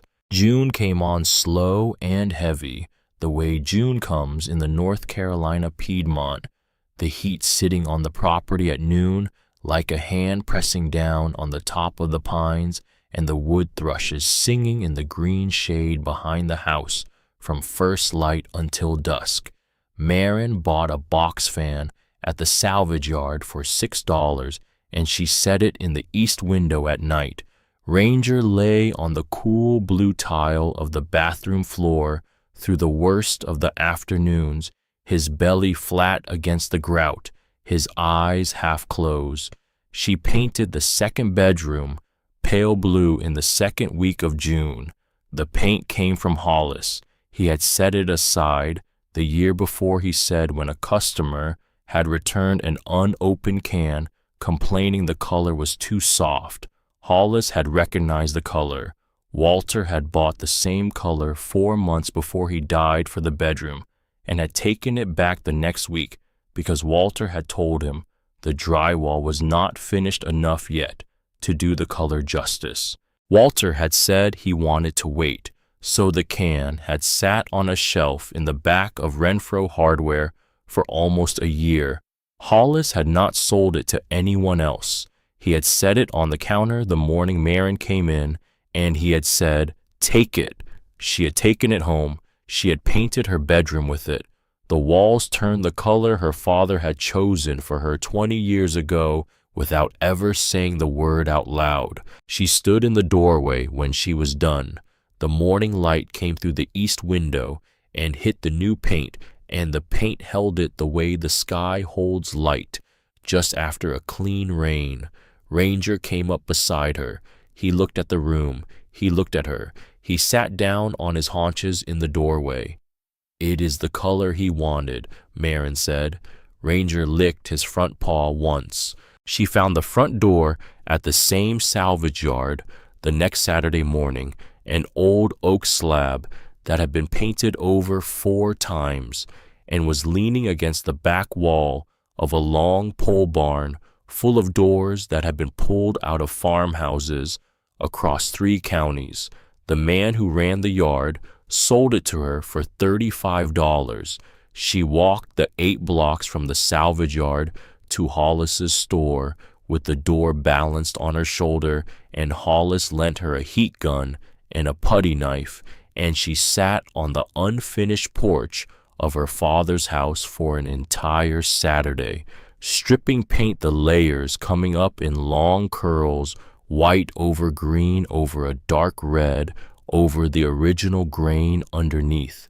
The original grain was oak, tight, straight figure, the kind of figure you do not see in modern doors, because the trees that grew that figure were cut down 100 years ago, and they do not come back. Marin sanded the door smooth. She sealed it with 3 coats of polyurethane. The grain underneath the polyurethane glowed. Hollis came out the next morning with a level and a new set of hinges and a deadbolt that had been sitting in his returns drawer for 10 months, and he and Marin hung the door together. It took 45 minutes to shim the frame so that the door swung freely and latched cleanly, and when they were finished, Marin closed it from the inside and turned the deadbolt and heard the small, precise click of a lock in a door she owned. She opened it again. She walked out onto the porch. The new cedar steps Roy had built her caught the morning sun. The pale blue paint Walter had chosen caught the morning sun. The oak grain under the polyurethane caught the morning sun. Hollis stood at the bottom of the steps with his hands in his pockets. "That is a house," he said. "That is a real house. It is." Your daddy would have stood here and looked at the gap along the frame for 10 minutes and found something wrong with it. He would have. And then he would have fixed it and said it was perfect. Marin almost smiled. She did not quite, but the muscle moved. The cease and desist came on a Tuesday. She was not expecting a piece of paper that morning. She was sanding a section of the porch railing where she had missed a spot the week before, and the sound of the gravel under tires came up the dirt track, and she lifted her head and saw a black sedan she did not recognize. The driver got out. He wore a tie. He held a manila envelope in his hand. He walked across the clearing and he handed it to her without speaking. He turned around. He got back in the sedan. He drove away. Marin stood on her porch with the envelope in her hands. She thought for one short second about Roy, about the will, about the courtroom, but this was not that envelope. This envelope was thicker. The return address on the corner was a law firm in Greensboro she had not heard of. The name on the outside was not even her name properly. It said, to the current occupant of Parcel, 14 Miller Creek Road. She sat down on the porch boards. She opened it. The document was not a will contest. It was something else. A letter on creamy heavy paper, 2 pages signed by an attorney named Marcus Pell on behalf of his client, Calvin Ledbetter. The letter informed the current occupant of Parcel 14 Miller Creek Road that Mr. Ledbetter had, through diligent title research, acquired the timber rights to the parcel which had been severed from the surface estate in 1971 by the previous owner of the property and conveyed by separate instrument to a holding company that had passed through 3 subsequent corporate hands before being acquired by an LLC controlled by Mr. Ledbetter in March of the current year. The letter went on to inform her that Mr. Ledbetter, as the lawful holder of the timber rights, was within his legal authority to enter the property at reasonable times for the purpose of harvesting marketable timber, and that he intended to begin commercial harvest operations within 30 days. The harvest, the letter said, would include the clear cutting of all trees of merchantable size on the parcel, including those within 50 feet of the residential structure. Attached to the letter were copies of 3 recorded instruments from the Hollow Pine County Register of Deeds. The first was the 1971 severance deed. The second was an assignment of timber rights from 1993. The third was the deed conveying those rights to Ledbetter Land Holdings, LLC, dated March of this year. The third document had been recorded 11 days before Walter Bellamy had died. Marin read all of it twice. She put the envelope down on the porch boards beside her. Ranger came over. He sniffed it. He sat down. She did not cry. She did not panic. She did not shake the way she had shaken the night of the fire. She felt the cold things settle into her stomach, the way cold things settle into the stomach of a person who has been pushed by a man one too many times.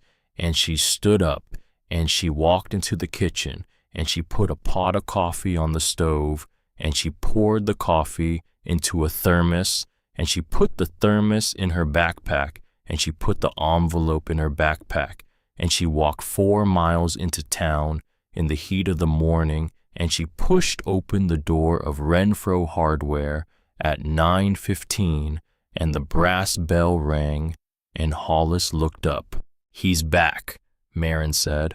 "Who?" "Ledbetter." Hollis came around the counter. "What does he want?" She handed him the envelope. Hollis read it standing up. He read it the way a man reads a piece of mail that he understands by the 3rd sentence and finishes anyway.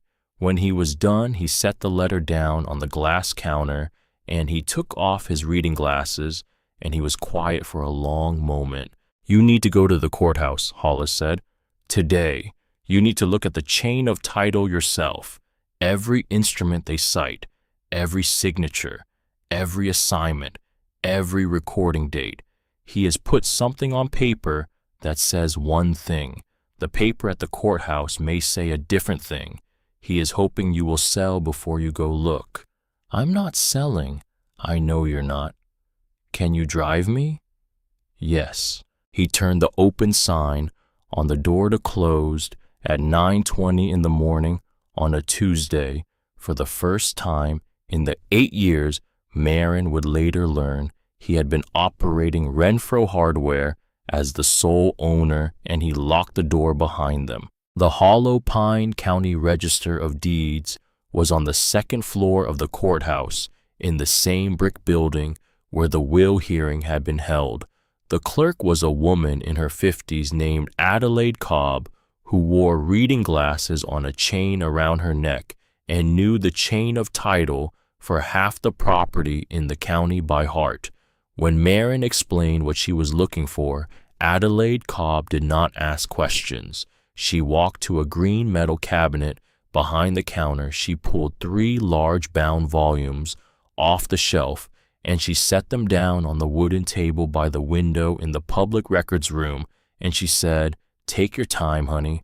I'll be at the counter if you need me." Marin and Hollis sat down at the table. They started in 1971. The severance deed Calvin Ledbetter's letter had cited was real. It existed. It had been recorded on the date he claimed. The instrument severed the timber rights from the surface estate of Parcel 14 and conveyed them to a company called Piedmont Timber Holdings. The signature of the previous owner of the land, a man named Earl Vance, was at the bottom.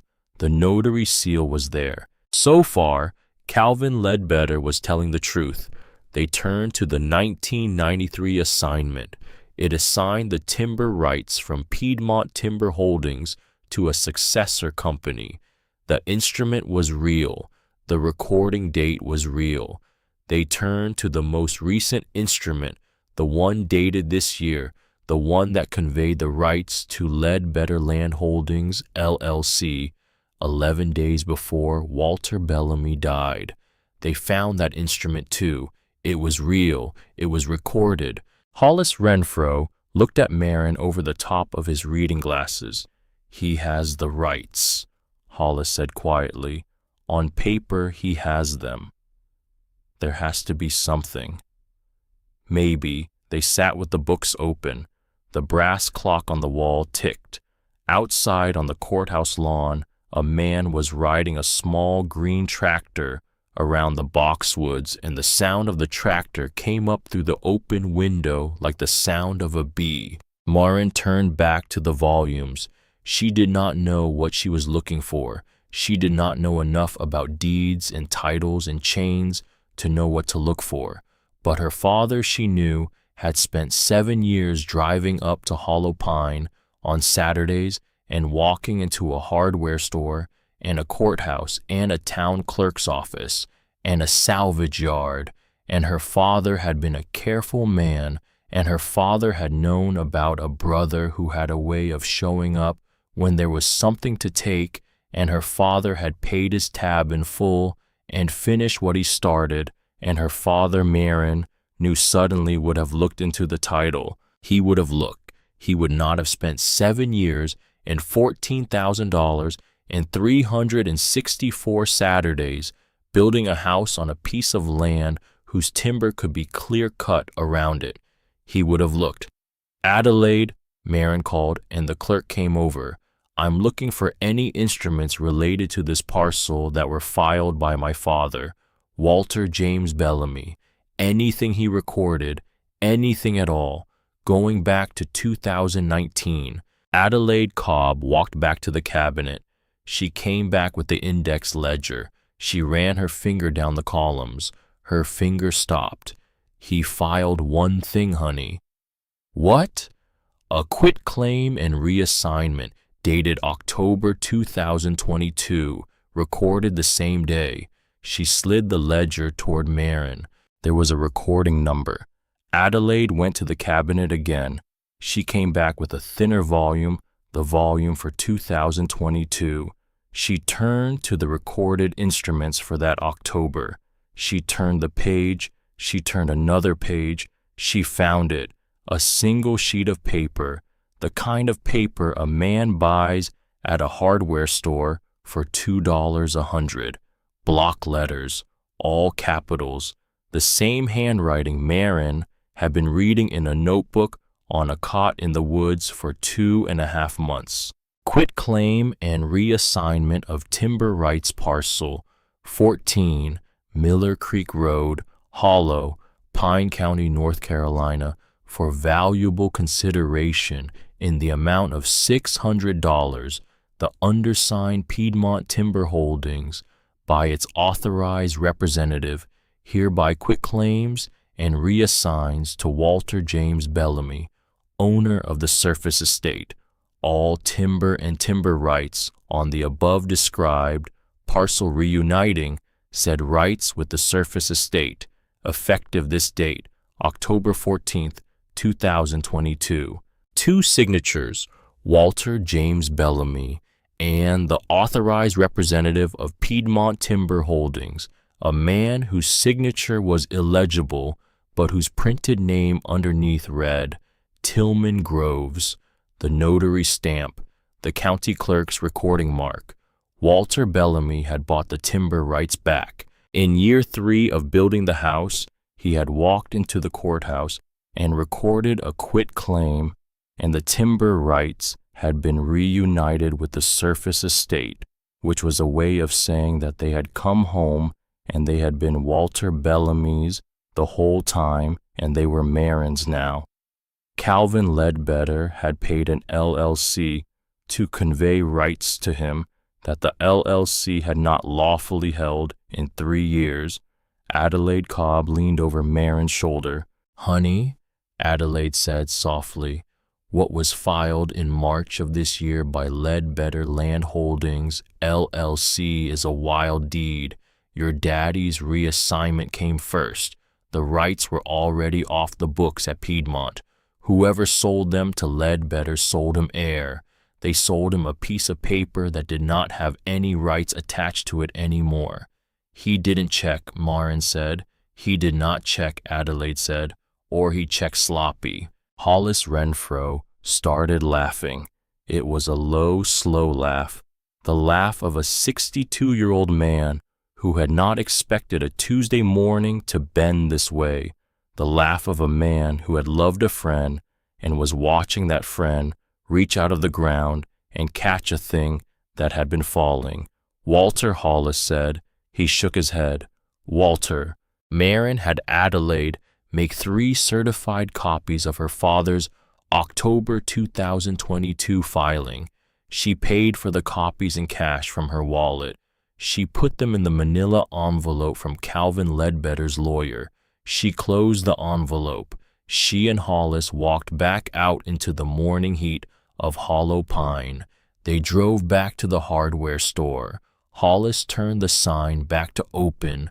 Marin sat on the wooden stool behind the counter for a long minute with the manila envelope in her lap. Then she stood up. "I'm going to drive to Henderson," she said. "You want me to come with you?" "No, I want to do this by myself." "How are you getting to Henderson?" She looked at him. "I'll drive Edith's truck." "All right." The Hampton Inn in Henderson sat off the interstate next to a Bojangles and a long brown strip of asphalt that had been the parking lot of a defunct Ruby Tuesday until the year before. Marin parked Edith's old Ford at the far end of the lot. She walked across the asphalt in the white heat of a Wednesday afternoon, the envelope under her arm, her father's flannel rolled at the cuffs. She had called the front desk from the gas station down the road and asked if Calvin Ledbetter was a registered guest. He was. She did not call him. She did not warn him. She walked through the sliding glass doors of the lobby and across the carpet to the small breakfast area off the main reception, and she found him exactly where she had thought he would be. Calvin Ledbetter sat at a small round table with a paper cup of coffee and an open MacBook in front of him. The silver watch caught the fluorescent light. His gray sport coat was folded over the back of the next chair. He looked up when she crossed the carpet, and the smile started to form on his face, the way it had formed on the sidewalk outside Lou's diner 2 months ago, and the smile reached his teeth and stopped. "Miss Bellamy." "Mr. Ledbetter, I assume you received my letter." "I did. I am sure it was a lot to take in." Marin did not sit down. She set the manila envelope on his table. She slid it across the table with 2 fingers until it sat directly in front of his MacBook. She did not say anything yet. She watched him. He did not pick the envelope up at first. He looked at it. He looked at her. He picked it up. He opened it. He pulled out the 3 certified copies. He read. She watched his face. She watched the moment his eyes hit the date, October 2022. She watched the moment his eyes hit the words, reuniting said rights with the surface estate. She watched the small, specific thing that goes through the face of a man who has just understood that he has paid money for a piece of paper that does not say what he was told it said. He set the copies down. He did not look at her. "Mr. Ledbetter," Marin said. Her voice was steady and her voice was quiet. "My father reunited the timber rights with the surface estate in October of 2022. They were not for sale in March of this year. The LLC that conveyed them to you was selling you something it did not own. I do not know what you paid for those rights. I do not care. I do not have any business with you. You do not have any business with me. You do not have any business with my land. If a single tree on parcel 14 is touched, I will have my attorney file a quiet title action, and the recording books at the Hollow Pine County Courthouse will speak for me. I would suggest you talk to the LLC that sold you these rights and ask for your money back." Calvin Ledbetter did not say anything. He put the copies back in the envelope. He pushed the envelope an inch toward her side of the table, then stopped because the envelope was hers, and he understood that. "You are 19 years old," he said quietly. "I am. And you came here alone." "I did." He looked up at her. "Your father," Calvin Ledbetter said, "was a more careful man than I gave him credit for." "Yes," Marin said, "he was." She picked up the envelope. She walked back across the lobby carpet and out through the sliding glass doors into the white afternoon heat. She did not look back. She drove the Ford home with the windows down. Edith was on her porch when Marin turned into the driveway to return the truck. Edith did not stand up.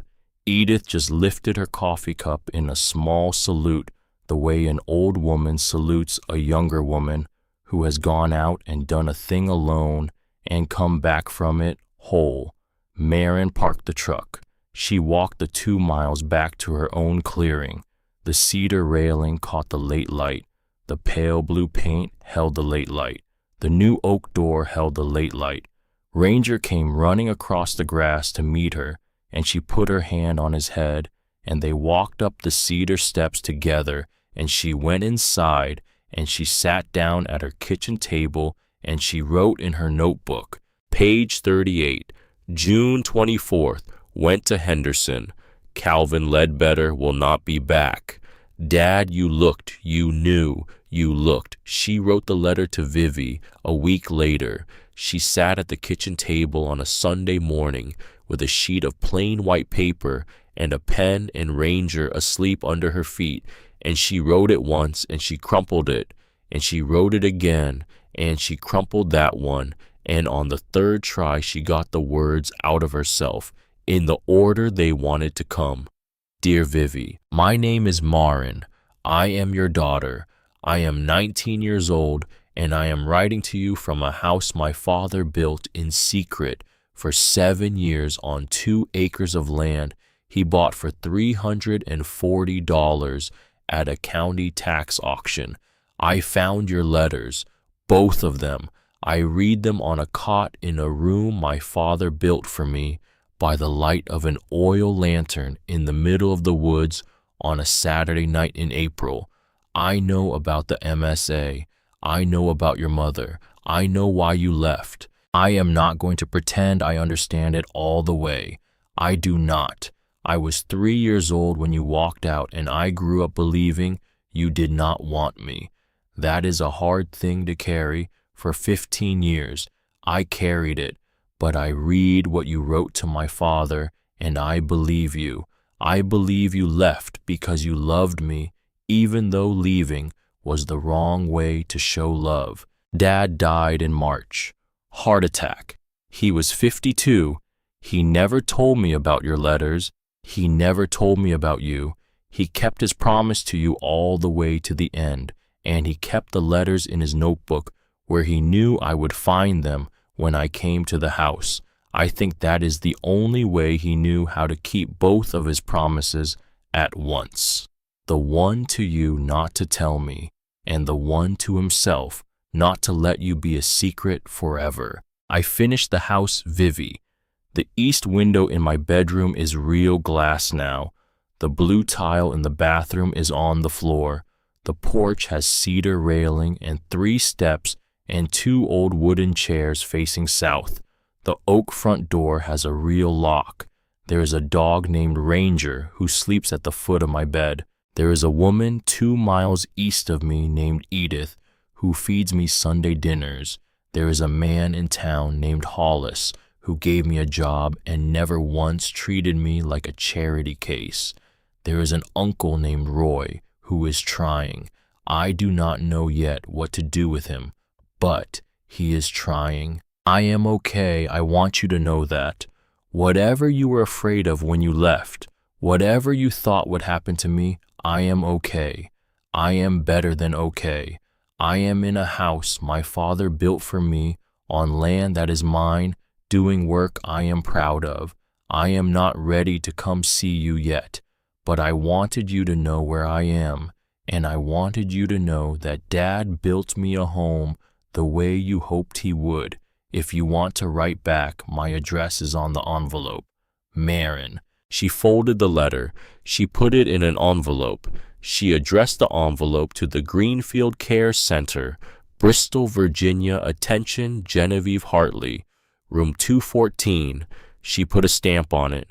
She walked the 4 miles into town the next morning, and she dropped it in the brass slot of the post office, and the metal door clanged shut, and that was that. A letter going somewhere. She had never been to a woman she had not seen since she was 3. She did not check the mailbox every day. She did not want to be the kind of woman who waited at a mailbox. She built things instead. She built a window box for the kitchen window over the sink. She built a bookshelf for the second bedroom out of pine she got at cost from Hollis. She built a small wooden bench for the front porch, 6 feet long with curved cedar arms, 2 coats of marine varnish. Ranger laid claim to the bench within an hour of her finishing it. He was on it most afternoons. She did not begrudge him. Roy came back twice in July. The first time he brought a piece of cedar for a coat hook by the front door. He installed it himself, 3 brass hooks on a single board, sanded smooth. He did not stay long. The second time he brought a galvanized mailbox to replace the rusted one at the end of the dirt track. He put the new mailbox on a new cedar post. He painted Bellamy in white block letters on the side. He took half an hour to get the letters even. When he stepped back, he looked at the mailbox for a long moment without speaking. Walter painted his name on the side of that old F250, Roy said. Year he bought it. He used a stencil. I told him it looked like he had stolen the truck and was advertising it. He laughed at me. He said he was advertising for himself. He said if a man was going to put his name on a thing, he should put it on straight. He looked at the mailbox. I tried to put yours on straight, he said. It is straight. It is straight enough. He got back in the Silverado. He drove away. Marin stood at the end of the dirt track with her hand on the new mailbox post and Ranger panting at her side, and the late afternoon sun lit the side of the box where her last name sat in white paint in letters that were a little bit uneven, and she did not say anything because there was nothing she needed to say. The reply from Bristol came on the third Tuesday in September. She found it in the mailbox after work, a white envelope, handwritten address, the letters shaky and uneven, written by a hand that had to fight for every line. Marin stood at the end of the dirt track with the envelope in her hand, and her heart did a small, hard turn, the way it had done that first morning in the apartment, the morning she had opened the Bible. She did not open the envelope at the mailbox. She walked the dirt track back up to the porch. She sat on her cedar bench. Ranger settled at her feet. She opened the envelope. The letter was short. The handwriting was harder to read than the letters in the notebook pocket had been. Some of the words ended in long, trailing lines, where her mother's hand had run out of strength halfway through. Dear Marin, I read your letter 4 times. The nurses had to bring me tissues twice.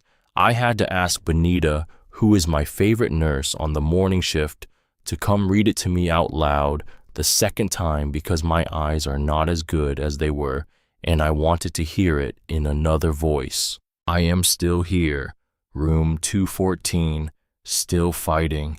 My hands do not work the way they used to. I am writing this with my left hand and a pen wedged between my fingers, and I am writing slowly, and Benita is going to put it in the envelope for me because I cannot lick the flap. Your father was the best man I ever knew, and from your letter, you sound just like him. I would very much like it if you wrote again, whenever you are ready. No rush. I waited 15 years. I can wait a little longer. I love you. I have loved you every single day. Mom. Marin read the letter once. She did not read it a second time. She did not need to. She folded it back into its envelope. She held it in her lap for a long time. The sun was going down behind the pines. Ranger was warm against her shin. The cedar arm of the bench was smooth under her right hand. In the kitchen behind her, through the open front door, the curtains the woman from the Baptist church had brought were moving in the small evening breeze. She did not write back that night. She was not ready yet to write back. But 2 days later, she walked into Renfro Hardware at noon, and she sat down on the wooden stool, and she said to Hollis Renfro, I am going to drive to Bristol. When? Saturday. You need a truck. I do. Hollis Renfro reached under the counter. He brought up a small ring of keys. He set it on the glass. That is the spare set to my pickup, he said. I do not need it Saturday. I will be home with Loretta. The tank is full. Marin looked at the keys. Hollis. Take the keys, Marin. She took the keys. Edith Hollister rode with her. She had not been invited. She had not asked. She had simply shown up at 6 in the morning on Saturday in a clean blouse and her old lace-up boots, with a thermos of coffee in one hand and a tin of biscuits in the other, and she had climbed into the passenger seat of Hollis's truck, and she had said, I am riding to the state line. Then you can drop me at the diner in Bristol, and I will read my book, and you will go do what you need to do. Marin did not argue. There was no arguing with Edith Hollister, and there was no need to. They drove 3 hours north into Virginia. The interstate was empty in the dawn. Ranger lay across Marin's lap in the cab with his head on the door panel and his ribs rising and falling slowly. They crossed the state line into Virginia at 7:15. Edith pointed out the Welcome to Virginia sign. She did not comment further. They got off the interstate at Bristol and they pulled into the parking lot of a small diner on a street called State Street, where the Tennessee and Virginia sides of the city ran together along the center line of the road. Edith got out. She lifted her book and her thermos. "I will be here when you come back," Edith said. "If you come back today. If you do not come back until tomorrow, I will be at the Holiday Inn 3 blocks east. Either way, I will be here." "You don't have to wait." "I am waiting," Edith said. "Go on." Marin drove the last 2 miles alone. The Greenfield Care Center was a long single-story brick building set back from the road behind a row of crepe myrtles. There was a sign with white plastic letters that said the name of the facility and the visiting hours. Marin parked Hollis's pickup in a visitor space near the front entrance. She sat in the cab for 2 minutes without moving. Ranger pressed his nose against her arm. "You stay," she said. "Window is cracked. I will be back." She got out. She walked through the automatic doors into a lobby that smelled the way lobbies of places like this smell, like floor wax and warm bread from a kitchen down a hall, and the faint, clean, astringent smell of medical things. A woman at the front desk looked up. Marin said the room number. The woman said, "Second hall, 3rd door on the right." Marin walked. The door of room 214 was open. Marin stopped in the doorway. A woman was sitting in a wheelchair beside a window. She was small, 43 years old, but smaller than that, the way a body becomes smaller after years of being failed by itself. Her dark hair was streaked with gray and pulled back into a soft braid that someone else had done for her because her own hands could no longer do it. Her right arm rested in her lap, the hand curled in on itself, the way the hand curls when the muscles have forgotten how to open. Her left hand was on the armrest of the chair. The window beside her looked out at a small garden where azaleas had bloomed in the spring and were not blooming now in September, but had been pruned recently by a careful hand. She turned her head slowly when she heard the footsteps in the doorway. She looked at Marin. Marin looked at her. Vivi Hartley did not speak right away. She lifted her left hand. The hand shook. She held it up at chest height, palm, out the way a person holds up a hand to stop a thing or to ask a thing. The hand stayed there. Marin stepped into the room. She walked across the linoleum. She crossed the 8 feet between the door and the wheelchair in steps that felt longer than they were. She stopped in front of her mother. She knelt down beside the wheelchair so that her face was level with the face in the chair. She reached up. She put her hand against the trembling hand in the air between them. Their fingers fit. Vivi closed her eyes. She opened them again. "You have his jaw," Vivi said. Her voice was thin. Some of the words were soft, where the muscles of her tongue were tired, but the voice was hers, and Marin had not heard it since she was 3 years old, and the voice was hers. "I know. I never thought I would see your face again," Vivi said. "I know."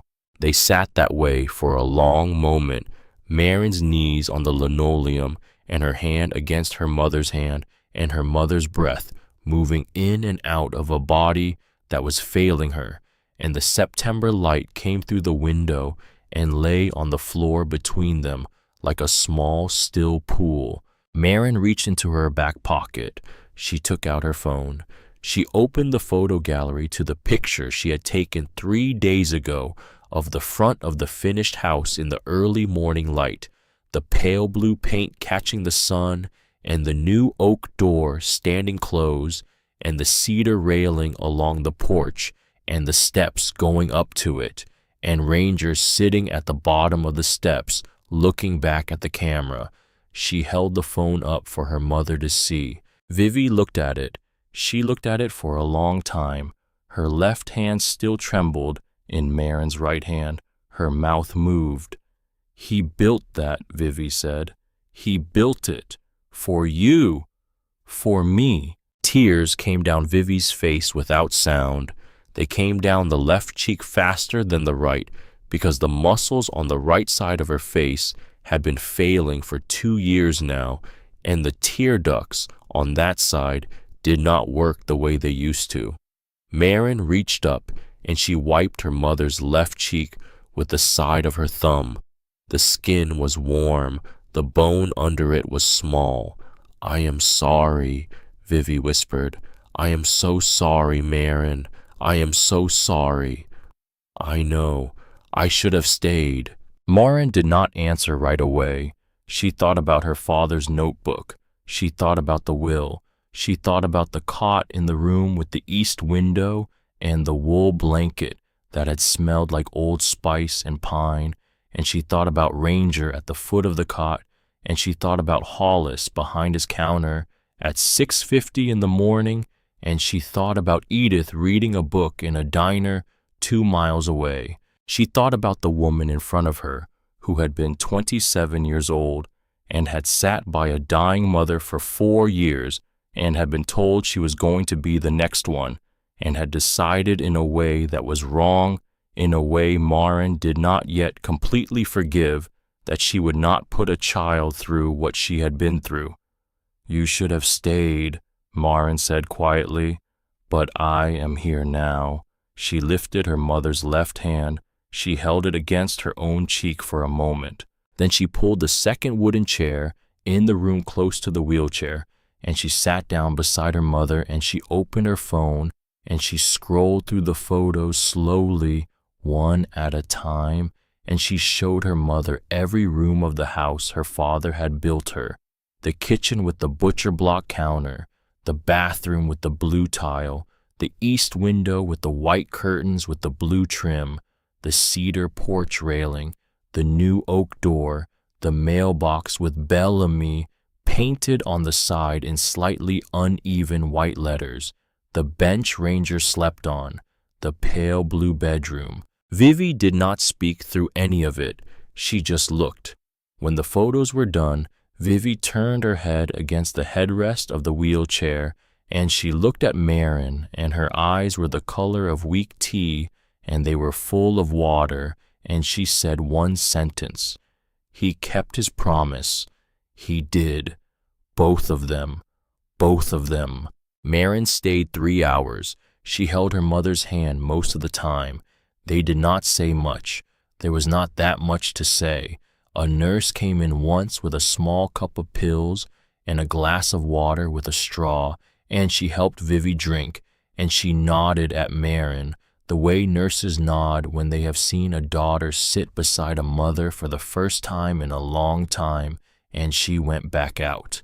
When the sun started to come in low through the window in the early afternoon, Marin stood up. "I will come back," she said. "Next month." "You do not have to. I will come back." Vivi nodded. The nod was small. Her left hand was on Marin's wrist. The hand let go slowly, the fingers uncurling one at a time, the way a child's hand uncurls when a child has finally fallen asleep. "I love you," Vivi said. "I know." Marin walked out of room 214. She walked down the second hall. She walked through the lobby. She walked out into the September air. She got into Hollis's pickup. Ranger sat up. He licked her cheek once. Marin sat in the cab for a long moment with her hands on the steering wheel. Then she started the truck. She drove the 2 miles back to the diner on State Street. Edith was at a booth by the window with her book closed and her coffee cup empty. She looked up when Marin came through the door. She did not ask any questions. "You want pie?" Edith said. "They have a sweet potato pie here that is worth the drive." "Yes," Marin said. "I want pie." They drove home that night in the dark. Ranger slept across both their laps. The radio was on low, a country station out of Roanoke. Edith hummed along to one song, and then she stopped.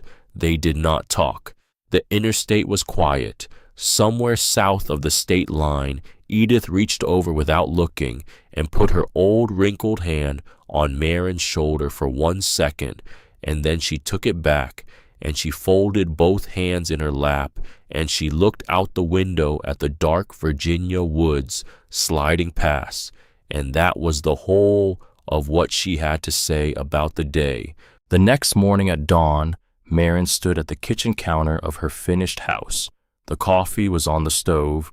Ranger was lying on the cool blue tile of the bathroom floor. The east window of her bedroom was holding the first light of a Sunday in September. Through the front door, which she had left open to the cool morning, she could see the cedar porch railing and the 2 old wooden chairs facing south, and the dirt track curving away into the loblolly pines, and the morning mist still hanging low between the trunks. She poured a cup of coffee. She walked into the living room. The Bible was on the small shelf her father had mounted on the wall, the leather worn, the gold lettering rubbed away in the shape of a thumb. She took it down.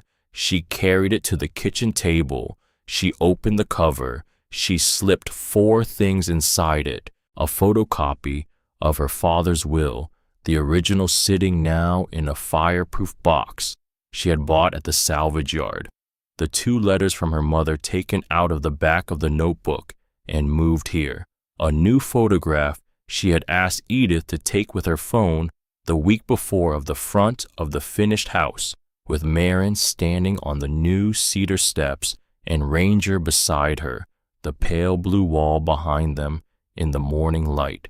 She closed the Bible. She set it back on the shelf. She had come to Hollow Pine with $47 and a deed and a backpack. She had a house now. She had a job. She had a dog who slept at the foot of her bed.